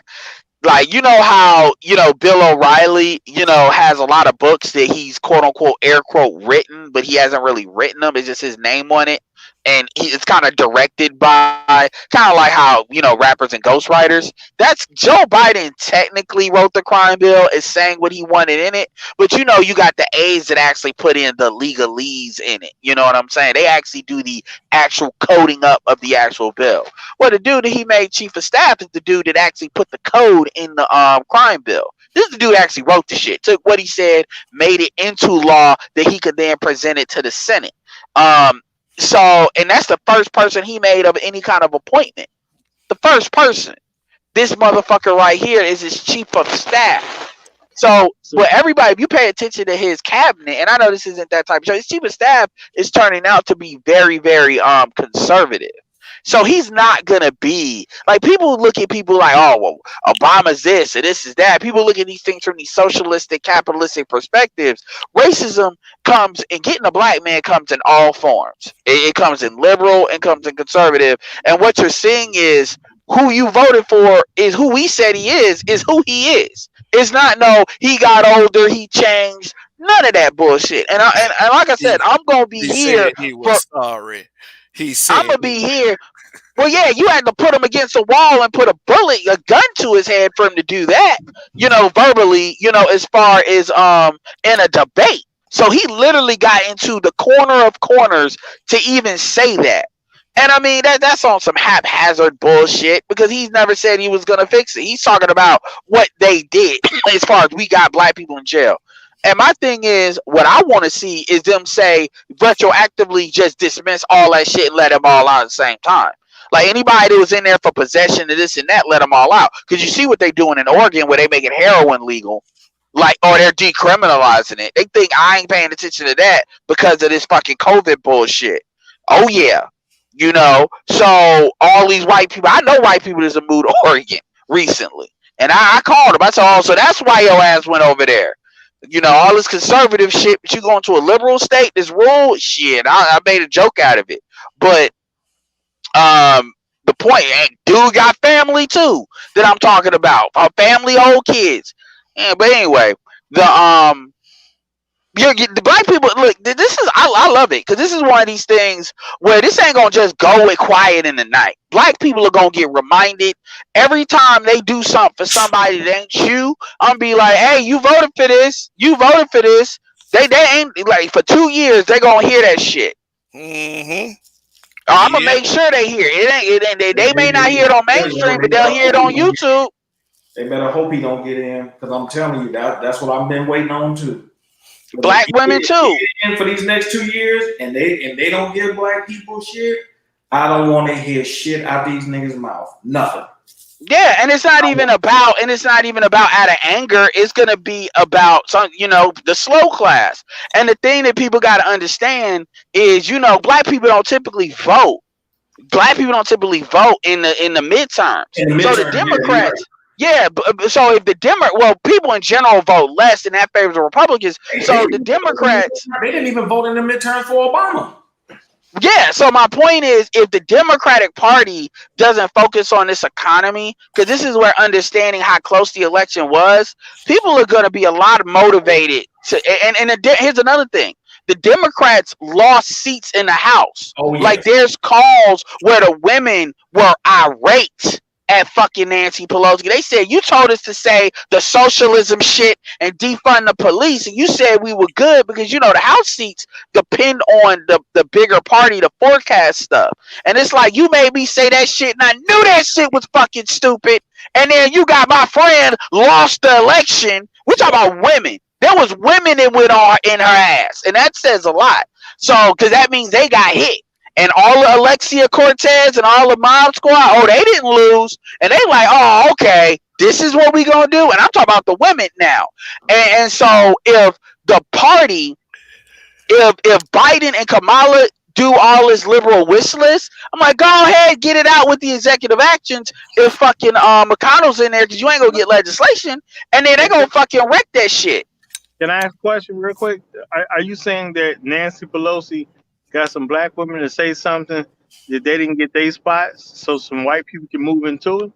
Is that what you're saying? What I'm saying is women, I don't know which race, but there's articles that women, there was a call that happened where women were on there crying. They were irate because a lot of seats they lost. They thought they were going to get a net gain. Yeah, they thought they got a net loss. Yes. And so what that means, number one, they thought they were going to get the Senate. Not only is the Senate at best going to be maybe 50-50 if the Republicans outright don't get it. And that's another thing too. If it's 50-50, you know what? Fuck it. I'm almost hoping it's 50-50 because I want Kamala to have to come in there and gavel that shit. I want you to know that they have to go over and beyond to break those tiebreakers, because all that's going to do if they don't focus on the economy is that is going to anger everybody. And a lot of Democrats are on this. I can't believe it was this close. I'm like, you ain't seen nothing yet. If BGS is right about 2021 and this shit happens and you see them passing anything but fix the economy bills, hey, fuck all that. Let's say they do that. Let's say that's all they do. Motherfuckers are about to be on their ass just for talking about they gonna shut down the economy again. Yep. Motherfuckers are about to start wilding all the way the fuck out about that. So even if they do focus on it, so my point is they're coming into a situation that's going to make it extremely difficult to govern. Well, you say, Edward, that you don't believe the election was stolen? I did say that, and I believe that. But guess what? I don't argue that too much because that doesn't matter. People don't have to vote on what I think is true. And by the way, I don't think that's so true to say that anybody that says that is stupid. I understand that I understand why they believe that. And I respect that they believe that, like I said that. But the point is, the fact that people believe it is enough for people to want to fix that shit come 2022.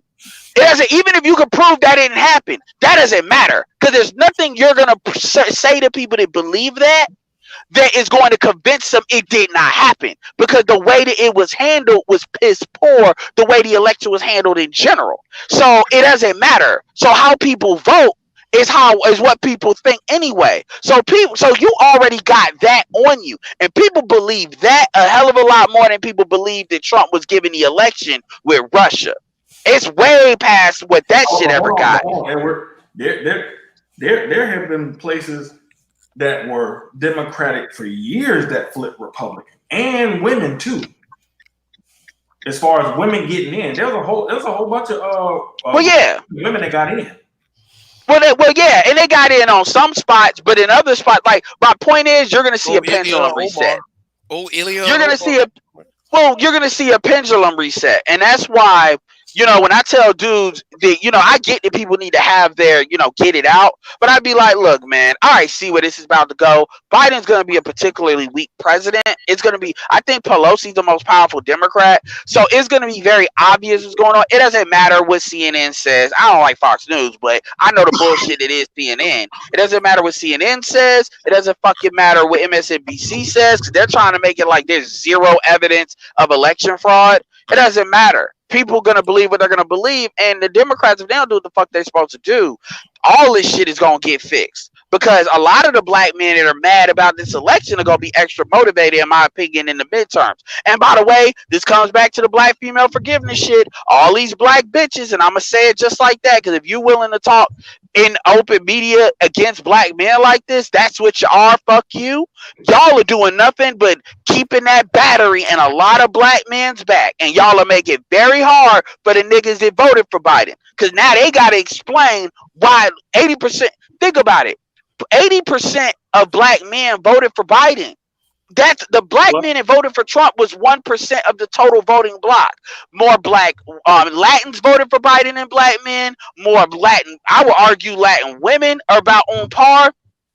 And then you got white women that voted for Trump was 15% of the entire voting bloc because they were like 55% of their 33%. So it's actually a little bit more. So the fact that black men are getting singled out, this makes it so hard for the purple pill Negroes because now they ain't got nothing to say. Because it's not now we're just running our mouths. We got Fox Soul. We got what these chicks say on YouTube and these bigger channels. We got the shit that politicians are saying. Most of these black women are getting elected by black men too, but they talking that shit. Oh, last point, that Georgia shit, we gonna see how black women deliver the vote when this Senate runoff happened. We gonna find out what the fuck really happened. Because January 4th, they got the Senate runoff. This is gonna be the main determining factor of who's gonna be in control of Congress or the Senate. So we gonna see if black women can quote unquote deliver the vote. Finger snap. Edward, they can do that, but here's the problem in Georgia. There's so much gentrification and redevelopment that's happening in Atlanta. Atlanta, DeKalb County, they're primarily black enclave. That white bitch almost beat Bottoms. Well, that's what I'm saying. Mary Norwood has come very close to winning that mayor race, and I said years ago, once the Atlanta mayor race turns Republican, it's over for black people. Yeah, because you got niggas like Fantastic in there. Like the thing is, it doesn't take a lot of black men. It wouldn't have took a lot of black men in Atlanta peel off. It wouldn't have took a lot of that. And a Republican in the city is not the same as like Trump. Look, Trump is gone.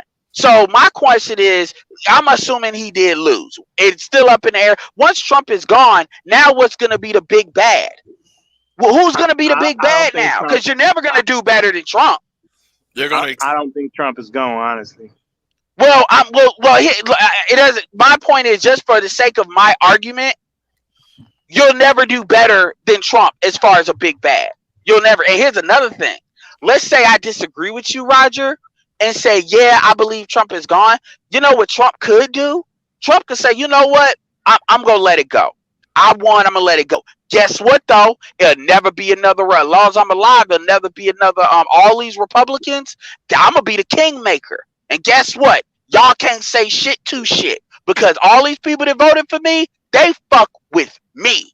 So the same shit that Sarah Palin could have did, Trump is going to fucking do. And to be honest with you, there's a lot of money in doing that shit. Sure fuck is. These donors. These donors can't stop these people from voting. I'm going to be like, you vote for me, you vote for him.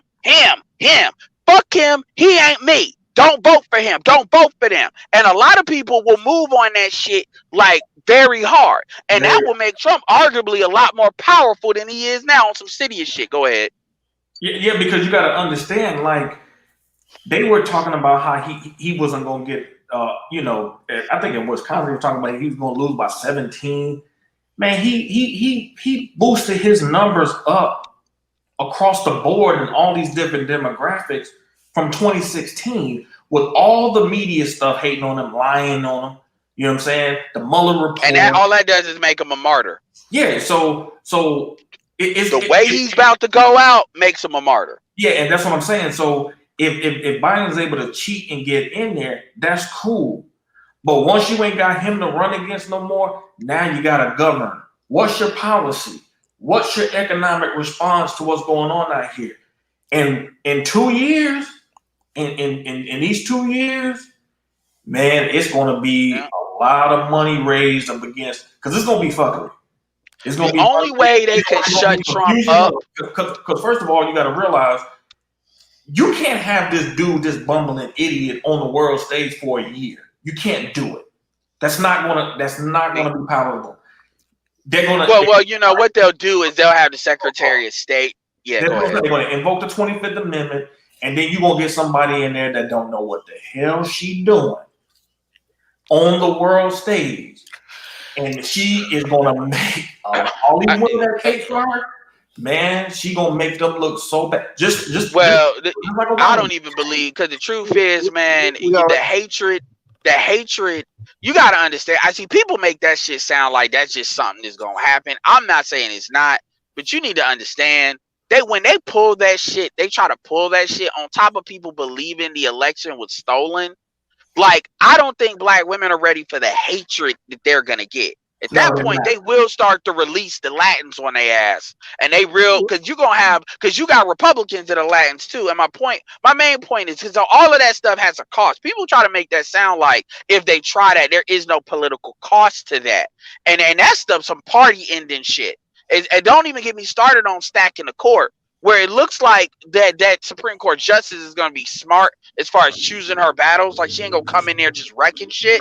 Because you see how they dealt with the Affordable Care Act, how they're making it sound like straight up, hey, look, man, you're going to have to vote this shit out. We're not going to just kill it for you. And that's a smart move, because there's more important things to worry about than that. But anyway, they got rid of the penalty anyway, so it's pretty much it's like, what? So what else, y'all? Like, we're not gonna give you a political win. You're gonna have to vote it out. But the main point I want to come across is a lot of folks out here like it's over. It's not over, because now they got to justify everything. And here's the thing: if Trump did walk away and do that, he doesn't have to come up with policies, because he's no longer in office. He's gonna say, "Look, I did what I did," and he could like say everything was going great until COVID. I didn't create COVID. You can say what you want about how I did it, which as close to the election was, most people believed I actually did it well, and then say voter fraud. And guess what? It doesn't matter if they disprove it. Look, we know Obama is not from the United States. We know he's not a fucking like they were saying, a birther, but people believe it.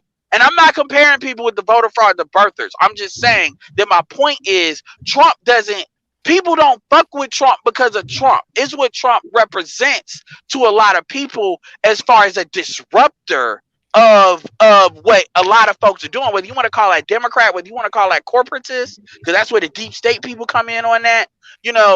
That's what he represents. So it's not about him. That's why he can get away with doing a lot of what he does, because it was never about him, and people don't understand that. And at the end of the day, they're like, well, we just need to unite the country. There's a lot of people. You think that people that think the election's stolen are going to want to unite? They're going to say, no, fuck that. Fuck that shit. Damn that. My question is, when did black people, when was it okay for black people to start siding with the prosecutors? That's my question. Right. But yeah, that too. And that's another thing. You're going to start finding out that all of these Democrats that let these cops get away were prosecutors. People forget that. It ain't just Republicans doing that shit. I'd say at least half are Democrats, if not more. When you actually check. Yeah. And my thing is, the Trayvon bitch was Democrat. Yep. What I know, I said it on my show. I'm pretty sure it was my show. I said it, over the last maybe 10 years, maybe 15 years or so, that I've been talking to women who were going to school and said they were going to be involved in law. And I would always ask, okay, well, what type of law? Criminal justice. Okay, you're going to be a prosecutor or defense attorney. Every single time they said a prosecuting attorney. Every single time. They don't even think about it. That's the crazy shit. They don't even think about, so who the fuck you think you gonna be prosecute? Hold on. The same niggas you fucking. Hold on. Go ahead. I used to deal with this chick who was a lawyer. She was black. This is what she said. She said, there's a long-standing understanding in law that if you're a black man and you have a trial, the last person you want on your trial is a black female. Because this is what she said. That'd be a great documentary. She said it's known that they're the least forgiving, and when they see you, they gonna just project onto you all feelings that they have. I believe that. Black man. She said this is it's like hush hush talk, but in certain circles where people feel comfortable talking about, include white people, they'll say it. So Make no mistake about it. I mean, Kamala Harris is literally their leader. Right. Right. Like, what are we talking about? Like seriously, like I tell people, watch Fruitville Station. You know who the bitch that let that motherfucker off? Kamala. That's not true. Go look it up. You saw the name. I'm not making the shit up. Why would I lie? I don't give a fuck. You know, shit. You proved me wrong. So it's like these white folks, they didn't know Tulsa happened until fucking that show. What's that show? Watchmen. Then they all Google like jumped up. Well, no, that's different. That's different because white folks ain't looking for their dirt. You see what I'm saying? Now when it comes to that's true. Yeah, when it comes to black women and black men being on trial, I don't care if it's hush hush talk or not. I've been figured that out. If you want a conviction of a black man, get a black woman on that jury, even if he totally innocent. Everybody else is convinced he's innocent. She'll find a way. Life finds a way. Right. Yeah. And convince them that he's guilty. Then a lot of these bitches be fucking these niggas. And that's why they go so hard. They be on some Blood of Zeus Harris shit. I'ma find a way to get your ass. That's why I told y'all to watch that shit, man. Because that's the same kind of vindictiveness, man. Whoever wrote that shit. Oh my God. You ain't fucking these bitches. Well, this is my thing. They got the same agenda. You talk about the boys in school being raised by black mothers. Do we not see what their agenda is? Do we see? You look at the people they date. Can you not see the same agenda? If you see the majority of who they're having kids by, can you not see the same agenda? Everything checks off across the board. Yeah, when you see the pattern, it's hard to unsee it. Yeah, you're right. And that's why a lot of these dudes get delusional because they know there's a door. It's like that door in the second Matrix. You open that shit, you fuck. Because you see, and then when Neo went back and told Morpheus what the truth was, and Morpheus was fucked up, but that motherfucker looked like his nuts was cut off the rest of that whole series. You sure did. And then that's why I use Morpheus as my damn thing, because that's a reminder. No matter how, like what they said in Men in Black with Tommy Lee Jones. I know I make a lot of movie references. Shout out to the Black Dimension. But remember what he said to Will Smith? He said, we used to know that the world was the center of the universe. We used to know this and this is this. Imagine what you know tomorrow. And that's the thing. Dudes know low key what it is, and they know there's a door that if they open it, they'll never be the same. Right. Exactly. And so they fight you on it because they see this is where that come back in when I brought up Information Man. The way he would, even though I don't think he was consciously doing it, he was saying a lot of the shit that we say can be projected to be anti-family because then I'd ask, well, if it's anti-family, then that's you telling me that the black family is built on some straight bullshit. The black family ain't built on nothing. If that's what it is. And that's why people like that get scared because they know if you really hear the truth, then motherfuckers are gonna just start dropping their arms and it's just gonna be over. You're just gonna be absorbed. Like what BGS says, and people don't want to see that shit. Part of that is that genetic shit kicking in, but a lot of it is they just don't want to see it. They don't want to see that, so they're willing to protect the lie, but they don't ever want to be conscious that that's what they're really doing. But it's over with because now there's a cultural civil war within Black America, and it's not going to stop. It's not going to stop. And a dude I used to be cool with years ago. He said it, man. He said this back in 2010. He said Black people need a civil war. White people had their civil war. Black people are having their civil war now, but it's culturally. And so now you're going to have to start choosing sides because now we know, because for years, even especially when I was in the pro-Black circle, all I used to hear from Black people as it related to criticisms against white people as far as their idea of white supremacy was that Black people are not a monolith. Black people have different ways of thinking. This was their argument. I heard pro-Black people making this argument. I seen it. Now that reality has been brought to the fore, and you see that there are different black people who are completely not with certain things that's out here. The same Black people who were making those arguments when it came to fighting racism they're trying to impose on black people the idea that we're not a monolith and that we all think the same. Some backwards ass shit. It's backwards. Because either we have the ability to think for ourselves, which combats the idea of white supremacy, or you're saying that we're incapable of thinking for ourselves by telling us how to vote, and you're actually supporting the idea that black people are inferior to white people and not allowed to think for themselves because you got white people that are Democrat, you got white people who are Republican, you got white people who are this, you got white people who are that. So why is it different when it comes to black people? All of a sudden, when your whole argument for years has been we're not a monolith. You know what? I get what you're saying, but one thing I cannot stand: why y'all keep calling these feminists pro-blacks? The pro-black movement did great things. The pro-black movement was led by men that made some pretty good accomplishment. These people nowadays are feminists. Why can't we just call them what they are?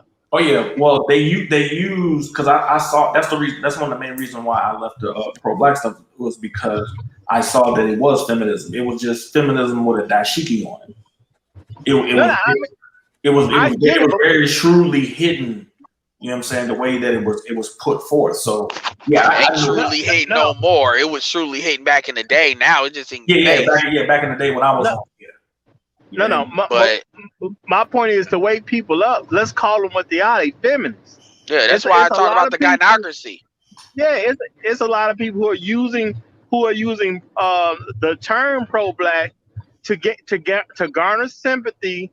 But you won't do things that'll help us as black people. Their goal is to make sure that black people stay on that plantation. That's what the goal is. So yeah, and it's that intersectionality bullshit. Yeah.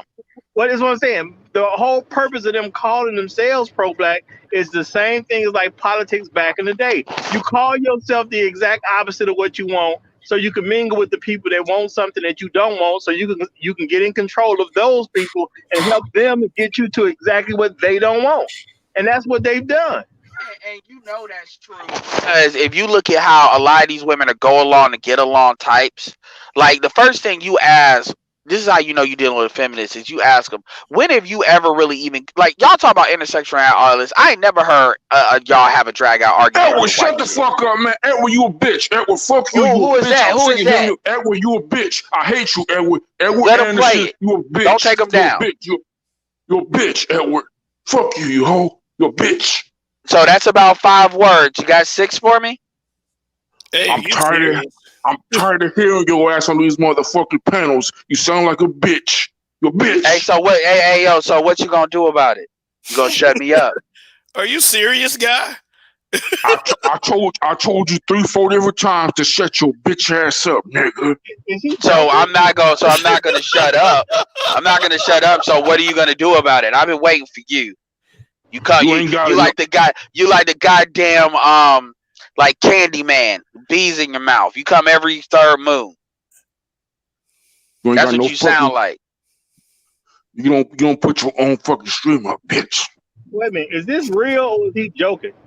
No, this is a real dude. Apparently, he follows me with all these panels telling me to shut the fuck up. Oh God, it's a thing. Oh, okay. Well, this is entertaining.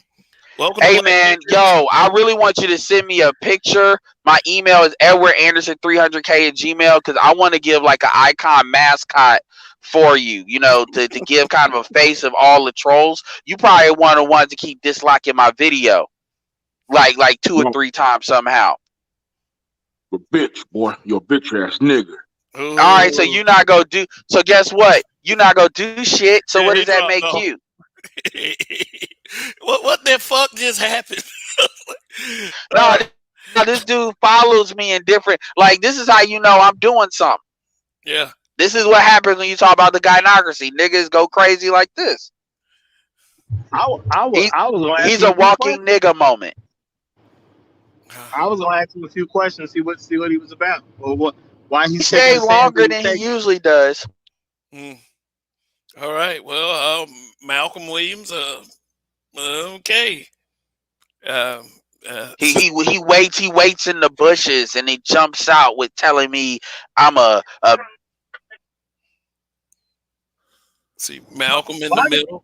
Malcolm Brown from Barbershop. Like, just, wow. I mean, well, back to normal. No, I was just curious of why does he take the position he take. I was going to ask him a question, see if he was going to answer, just so I can see and get an understanding for where he's coming from. That's all. But I don't know. I think that was pretty cut and dry, Roger.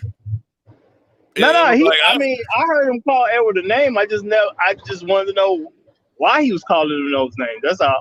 I don't know. Maybe he had some kind of crush on Edward or something like that. Maybe it's like it's like women who when you're like a teenager and you're coming of age. Those women who act like they hate you, but really they want to catch you under the bleachers and destroy your innocence. But maybe that's the guy. That's very feminine to follow a guy around just to curse him out. You know what I'm saying? Like whatever stance or position that you take, you can take it in a sensible manner. But if you just want attention like that, then from another grown man, then you kind of suspect anyway. So, thanks for littering my show. But when people come out like that on Hostile and they on the internet like that shit's more funny than anything because they don't do that tough guy shit to no one else.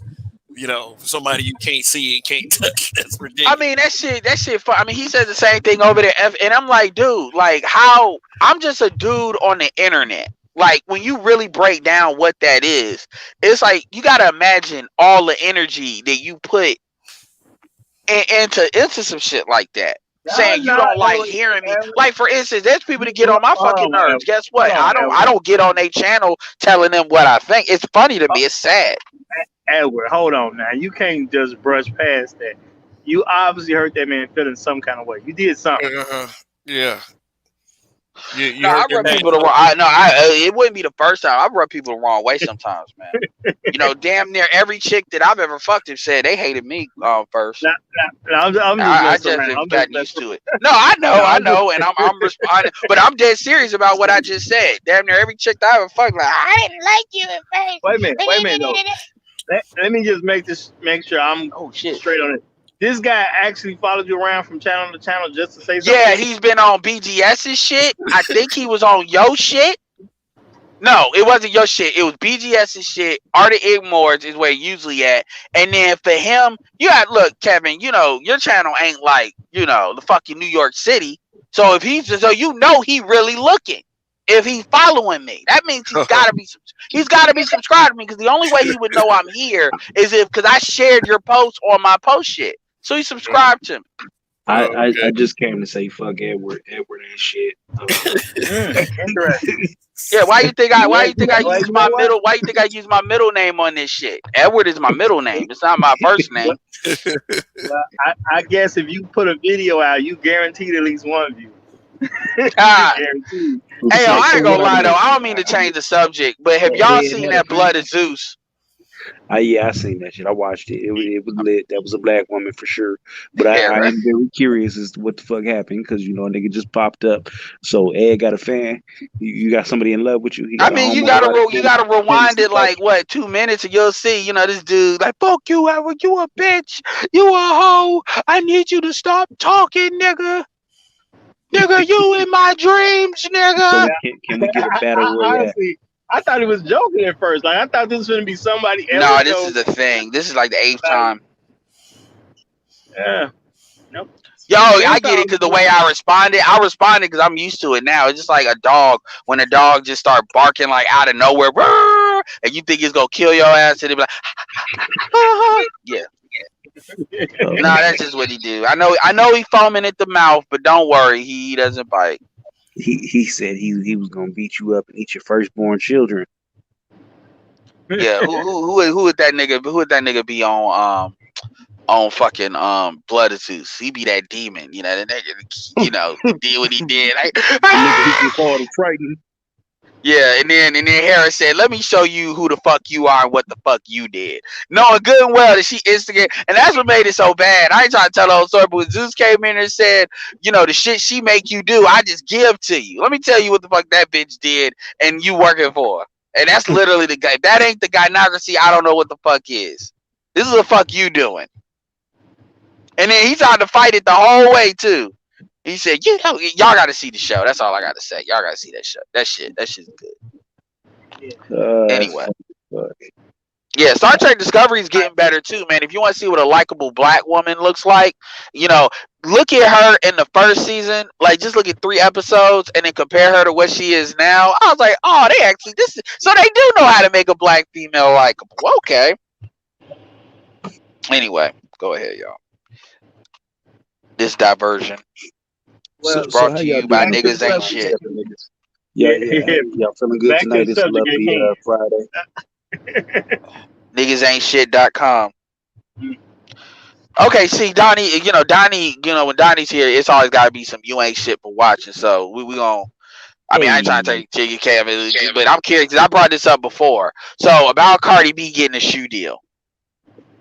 Have you seen that? I thought that shit wasn't real when a nigga sent me. I said, nigga, stop sending me memes. No, nigga, look at us. I was like, this bitch. They got a whole campaign. Reebok. Got some Pumas, some Reebok. Okay. No, Reebok. They tried to Reebok. Yeah, she got a whole shoe deal, a whole campaign. In fact, they knew they was getting buzz. They said, yo, let's do it like an Indian goddess. And they're like, she's culture, because they got her with all the hands and stuff. She's like, she's culturally appropriating Indian.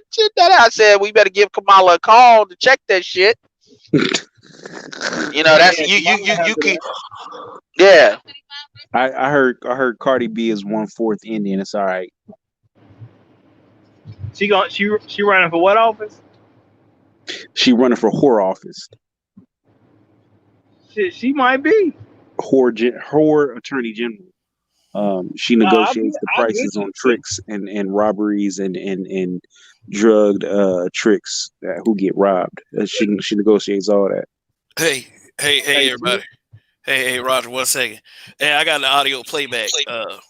But 1 second. Hold on. I wanted to hear that too. Yeah. Oh, is the angry? Cardi B gonna be my next Grand Theft Auto character. What you talking about, Roger? Roger, what you talking about? No, you was gonna play something about Biden. Yeah, I was gonna play Biden, but I was gonna play the other two. What just happened? Okay. Yeah, that's what I want to hear. Man, you should play the bad one first. I'll play the bad one, but hold on 1 second. Hey, just 1 second. Edwin, you a bitch. Edwin, fuck you. Who is that? Edwin, you a bitch. I hate you, Edwin. Edwin, let him play it. You a bitch. Don't take him down. You a bitch, Edwin. Fuck you, ho. You a bitch. So that's about 5 words. You got 6 for me? I'm tired of hearing your ass on these motherfucking panels. You sound like a bitch. You a bitch. Hey, so what? Hey, yo. So what you gonna do about it? You gonna shut me up? Are you serious, guy? This nigga sound like he just got used to McDonald's. So I'm not gonna shut up. I'm not gonna shut up. So what are you gonna do about it? I've been waiting for you. You come. You like the guy. You like the goddamn like Candyman. Bees in your mouth. You come every 3rd moon. That's what you sound like. Yeah, I could have did better with that, but you know. Is this real? Who is this nigga? No, this is a real dude. Apparently, he follows me with all these panels telling me to shut the fuck up. Oh, it's a thing. Oh, okay. Well, this is entertaining. Like, is this real? Picture. My email is edwardanderson300k@gmail because I want to give like an icon mascot for you, you know, to give kind of a face of all the trolls. You probably want to keep disliking my video. Like 2 or 3 times somehow. Bitch, boy, you bitch ass nigga. Shut up, bitch. Guess what? Bitch ass nigga. Yeah, can I get 2 20-piece McNuggets and a bitch ass nigga on the side. Hold the bitch. Because that nigga's a gay dude. Gay motherfucker. You know, anyway. Szechuan sauce. No, let me just you ain't got no Szechuan sauce. Yeah, that's name. Anyway. That's Nasty Nate from Half Baked right there. You want his Yeah, nigga, I'm about to clip that shit out, man. You know, have people have some fake controversy, see if it grow my channel. Be like, yeah, man, you heard what happened to Edward, man? He got roasted, nigga. Everybody go look at this video right here, and then point it to some random video to be like, if you watching this video, you a fucking gossiping ass bitch ass nigga. Congratulations, and make sure you subscribe to the video. Hey, I'm gonna be honest with you. It sounds like you fucking. Oh yeah, I love that. Yeah, congratulations, you play. Yeah, man, that shit was funny, man. Yo, hold on, I gotta bring up the Debo thing with the Just Do It commercial, the Just Do It meme. He's like, yeah, believe it's your bike, even when it isn't. Oh hell no. So to me, it sounds like that dude is mad at you because you either fucked his bitch or his bitch was on a panel and you embarrassed her, and she was like, you got to get my honor back, and the only way he knows how to do it is. Oh yeah, that's what it is, man. I would be embarrassing chicks, so I actually go out of my way not to embarrass chicks, but Gold boy, don't get me started on Goldie, man. Oh no, we're not on Roger shit, so Roger be on this like moratorium, like what is it, some treaty deal, be some arms deal, like North and South Korea. Be like, no, we don't fight in the denuclearized zone. I'm like, oh, okay. Hey. I'm working the crowd over there. That's what I'm doing. Respect the denuclearized zone. I was like, okay, Roger. Roger, a.k.a. the mayor, the politician. See, I'm going to be Machiavellian on that. Next time Goldie get up there, I'm going to send an email to Angry Man. Be like, yeah, man, I need you. He won't tell you to shut up. Not that you scared, but it's like, oh, this is going to be some good views. Kev, I want to know why it looked like you got Joe Biden and took his teeth out up on the screen. No, Roger wanted to hear this. Hey, you heard him say this before, Roger. Then you keep saying I heard he said that, but you've heard him say this before, right? You ain't black if you don't vote for me. Yeah. Well, Roger still on? Knowing Roger. Yeah, I'm here. I'm definitely listening. He said he wanted a 6-piece with collard greens.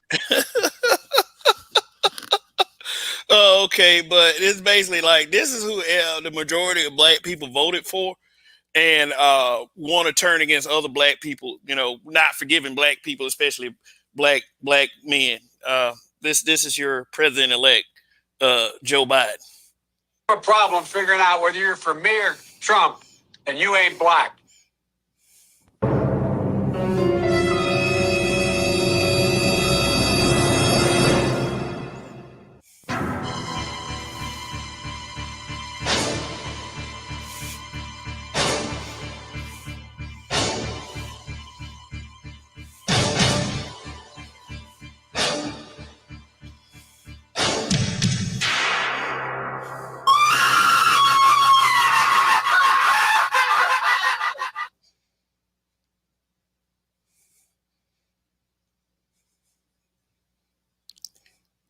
Okay. I knew it was one of the that was funny, but that was really dramatic. I knew it was one of the greats. Oh man, but I mean the dude that was pretty creative. Yeah, I mean, but the dude said, like, how do you vote for a guy like that? Like, seriously, for real. Let me ask you. Black people are in their emotions. Anything's possible. Yeah, niggas are confused. Yeah, I mean, and it's goofy, and I think this is gonna be a turning point because a lot of people are gonna be looking goofy because I think the problem with a lot of liberals and a lot of Democrats is they think they're safe. They think, when I say safe, I mean they're comfortable saying crazy shit, and it's like the electorate is a lot more hyper aware than what they normally are, and it doesn't matter which way it goes. The reality is, y'all, like, if they do the same bullshit, people are aware for money for a lot of different reasons, and it's just Democrats are gonna feel way more comfortable what they need to be, and with black men in particular. Now motherfuckers gonna start realizing that how is every mayor a black chick somehow? How is you seen growing police commissioners that are black women? I mean, how are you seeing all this, and then you being attacked, and then you gonna start to put the face of it to a black woman, and once that shit happens, it's gonna be game fucking over for a lot of shit. And so you just got to give it time sometimes. Well, Edward, you know that I don't know if y'all know this, but Texas has been wooing like NASDAQ and some other stock exchanges to relocate to Texas. Now, let me tell you something. If they get NASDAQ and some of these other stock exchanges to move to Texas, the governor's been trying to get them to relocate here because we got a lot of Fortune 500 companies here. Texas is going to be New York better, but it's going to be better. And so, a lot of people are not focused on the fact that there's so many people that's leaving. People are leaving these Democratic places too. So when you got so much ineffective leadership, it's going to be hard to be leading any places where people are leaving in droves because all the economic opportunities are dried up. So many of these people. I even seen the other day that. Some of these places that I think one place was Minneapolis, where the people who were calling for the defund the police and the crime is up in all these places. Now all of a sudden they're trying to get police from other jurisdictions to come in there and police the situation. And so people are clearly seeing, like, in a short period of time, like, that shit don't work. It was stupid. And so at the end of the day, people want to eat. People want to live pretty comfortably. So, when it's time to really, put these, election talking points to the test, and they don't match up, a lot of these Democrats gonna be in for a rude awakening because the truth of the matter is a lot of these places are gonna, they're gonna bleed a lot of people out of these states, man, because people ain't gonna have no money, and they're gonna look for better opportunities in other places. So they can sneak and cheat in. But, a lot of these people are leaving these states. Bunch of work they're gonna have to do. A lot of these people are leaving these states just simply because the cost of living is too crazy, right? So you have a mass exodus out of California to where people are leaving and going to Arizona. They're going to Vegas and they're going to Texas. Yep. Prime example is my grandparents' house is a 2-bedroom house they have a back room that was added on. Their house is worth about $850,000. What? That's in California, San Diego. Wow. And it's in the hood. Like, it's like if you look up like the worst neighborhoods in San Diego, their house is about 2 blocks over, right? This is $850,000 house. In Texas, if you was to go to, I don't know, Houston or San Antonio, etc., that's a McMansion. That is a big ass fucking house out there. Yeah. You can't do that anywhere in California. So even if you have a moderately sized house, if you go anywhere else, that is a mansion everywhere else. So these people are leaving for a lot of reasons. Most of it just being opportunity. Texas is a big flat ass space of land where everything is cheap.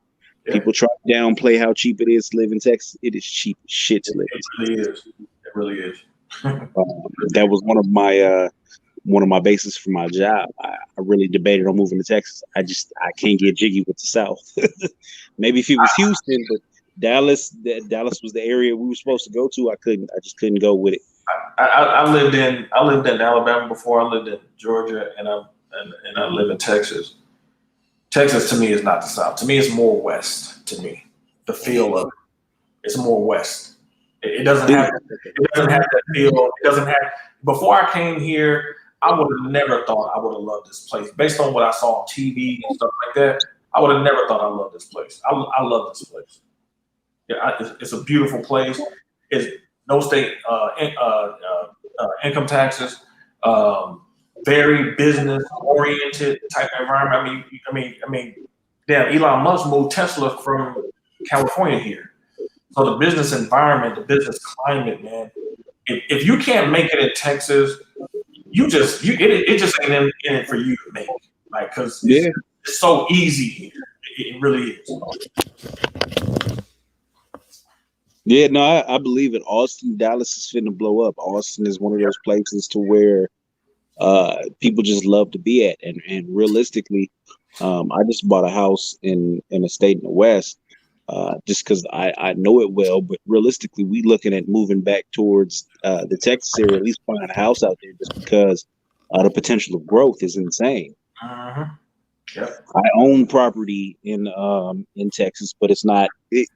I don't feel like it'll be anything for the next 40 years. But I'm trying to get some shit really moving now, and we're looking at it like, should we buy some shit in Dallas just to buy it? Yep. It's wide open, man. It's nothing but business opportunities here. Like I said, the governor, he trying to woo, NASDAQ and other stock exchanges coming here. You're talking about, Texas potentially being the next Wall Street on a whole different level, though, because it's a bigger state too. So coupled with all the industry that's already here. So you're talking about financial capital, oil. You name it. You know what I'm saying? Healthcare. It's just wide open. So the writing gonna be on the wall for a lot of these Democrats, because your talking points just can't be Trump. Like, okay, we get it. You don't like him, but okay, so what you gonna do when you get in there? And when they don't have anything to show that that while they're in there, if they do get in there, it's going to be, a really fast, turnaround in terms of when the midterms come in 2022. And, basically he going to be, if he makes it, if he gets in there or he has to step down and she takes over, they basically going to be a lame duck president because it's not going to work. Especially coming on the heels of this coronavirus stuff, and they're talking about locking stuff down and stuff like that. That's why I appreciate being in a red state, because these governors and they're not with a lot of that silly stuff that a lot of these other places allow to happen. People's businesses getting ruined and stuff like that. So even with that corona stuff, like, if you living in a liberal area, liberal state, man, I'm like, good luck, man, because you just don't know what kind of draconian type of policies they'll put in just to be stupid, And so, this stuff has really cost people businesses out here, Black people included. Black people have lost businesses because of these stupid governors and mayors of cities and stuff like that. So, these people, this is what these people want. They're going to get it. And they're going to be stuck. Like so many people in California stuck in places like San Francisco. Man, a lot of these people are stuck. So.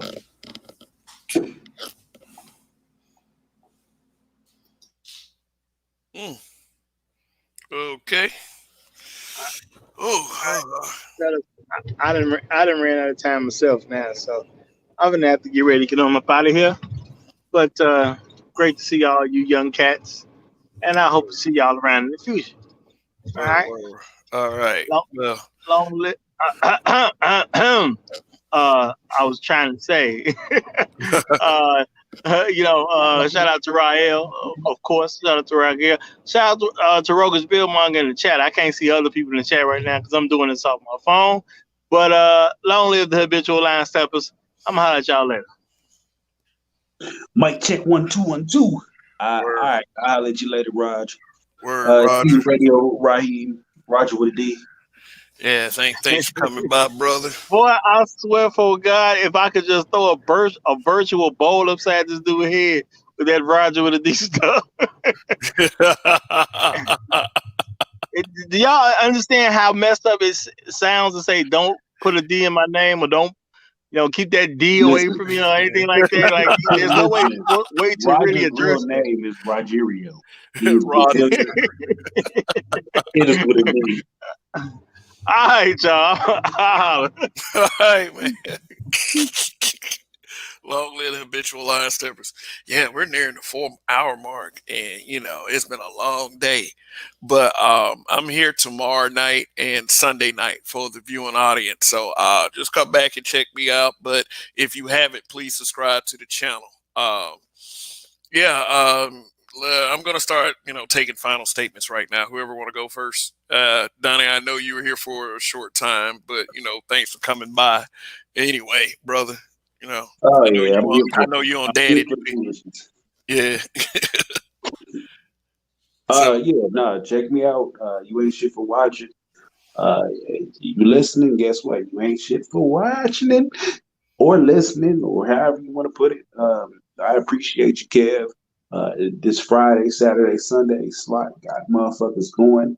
If y'all ain't listening, what the fuck is your problem? Tell your friends, tell your family. Get in here, get in on this. Aside from that, have a wonderful evening. all right. All right. All right. All right. Thank you for coming by, Daddy. Okay, go ahead, Rob. Got any final statement? I appreciate you having me on. Peace to the chat as well. One thing I'll say to black men is time to get to work. Okay. It's time to start building, those institutions that we're going to need to protect ourselves. So it's just time to get to work. All I got to say. Okay. Well, I appreciate it once again, and yes, I do also appreciate the chat because I do believe the chat and the moderators do make the broadcast, uh, you know, quite well, and also thanks to each and every panelist, even Malcolm for that little bit of entertainment. And I mean, like I don't take internet tough guys seriously. They're fodder for us, intelligent people. So anyway, I'll just say this. Uh, you know, just if you're gonna talk about forgiveness of a presidential candidate that has done indelible damage to the black community, that's going to take years and years of fixing. If you're going to talk about, he said he was sorry, so we forgive him. Uh, I feel like you can forgive any black man that hasn't that's uh, done short of anything, that stopped short of actually harming a person.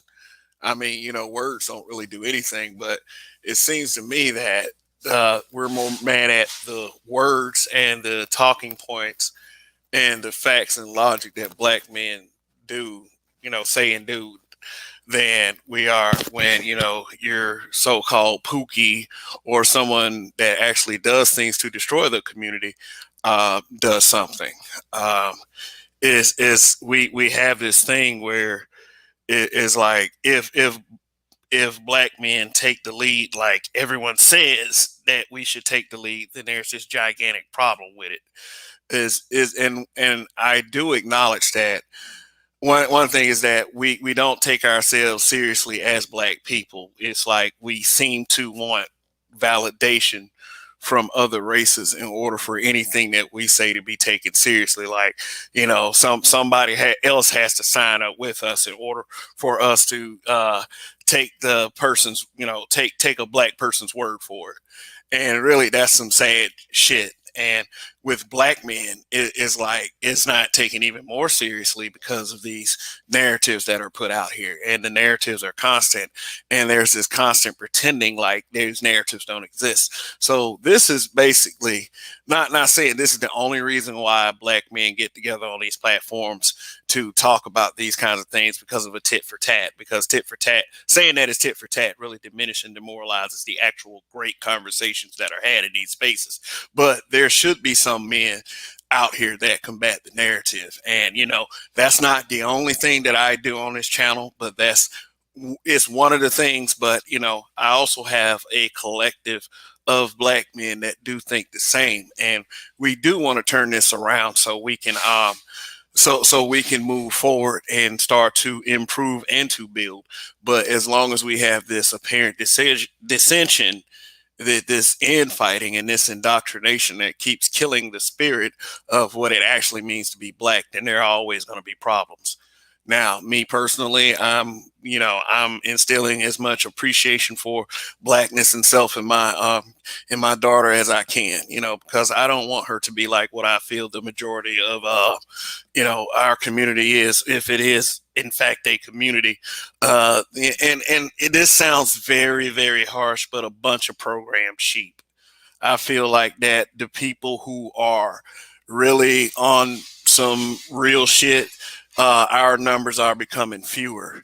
And if you're going to let someone who actually caused destruction to the black community come between our community, like come between all of us, then we're in some serious shit. I didn't even realize how serious To the Man actually won. And it makes me sick as far as the whole not ever forgiving black men. That's fine and that's okay if that's what you want to keep doing, but it's not helping at all. It's not helping you. And the whole millennial, zillennial argument that was being made, that shit is that's real. Like, there's no caring being black or, being loyal to black. These people want to be happy. You're not, these bitter people are not giving these kids any reason to sign up. It's people like us that are trying to present the reasons. Trying to explain that there is a logic and a design to all of this that we have to defeat in order to move forward. But if you're going to look at me and say that, oh, you're a black man, that it doesn't matter what you think and what you say, especially if it's critical of me, then I'm here to say tough titty, because it's going to be kept being said, because it's like this. Every time you try to demoralize a black man, I'll be here to fight it, period. It ain't going to stop ever. And, this don't wish for it. You're hold your breath. You're going to pass out. Period. If something is up for discussion, as long as facts and logic can be used to defeat the logic, then people like me are going to be there. Now, is people that are worse than me or something like that, or people that are better than me at that, but I'm not going to say who the better people are, period, because I feel like deep down I'm better. Yeah, but at the same time, all of us as black men, as thinking logical black men, we do have something to offer. But the one thing that I feel like that we need to do as a collective, as black men, is command our respect. There's nothing wrong with that. Everyone else does it. And it's not because everyone else does it, because it's like we need to be intuitive of the power that we have as black men. We have the power to change the mood and the culture of anything. And that is nothing that anyone will ever be able to take from us, no matter what toxic wording that they can use. Because, hey, you know what? If they feel that way about us for real, we've already fucked them up. But it takes some realizing to do that. And please, by all means, we have to display that we have a backbone in many, if not all situations. Me personally, all situations. It just got to be more prevalent. That's what the case is. So just black men, let's all tighten up and let's nip this shit in the bud. And that's pretty much all I got to say right now. So this is Kev. This is Black Men Being Brutally Honest. Please, if you haven't, go below this screen, hit the subscribe button, hit that like button, and for those dislikes, I would like to thank you as well. That lets me know that myself and the people that are on this panel and in the chat and in the Black Manosphere and Black YouTube, that let us know that we're much appreciated. So thank you. Thumbs up or thumbs down. You're great. All right. So long live the habitual line steppers. I'll be here tomorrow night and Sunday night. Just be on the lookout around 8-ish, 9-ish. I would say closer to 9-ish. So just see you then, and Kev, we trust. Goodbye.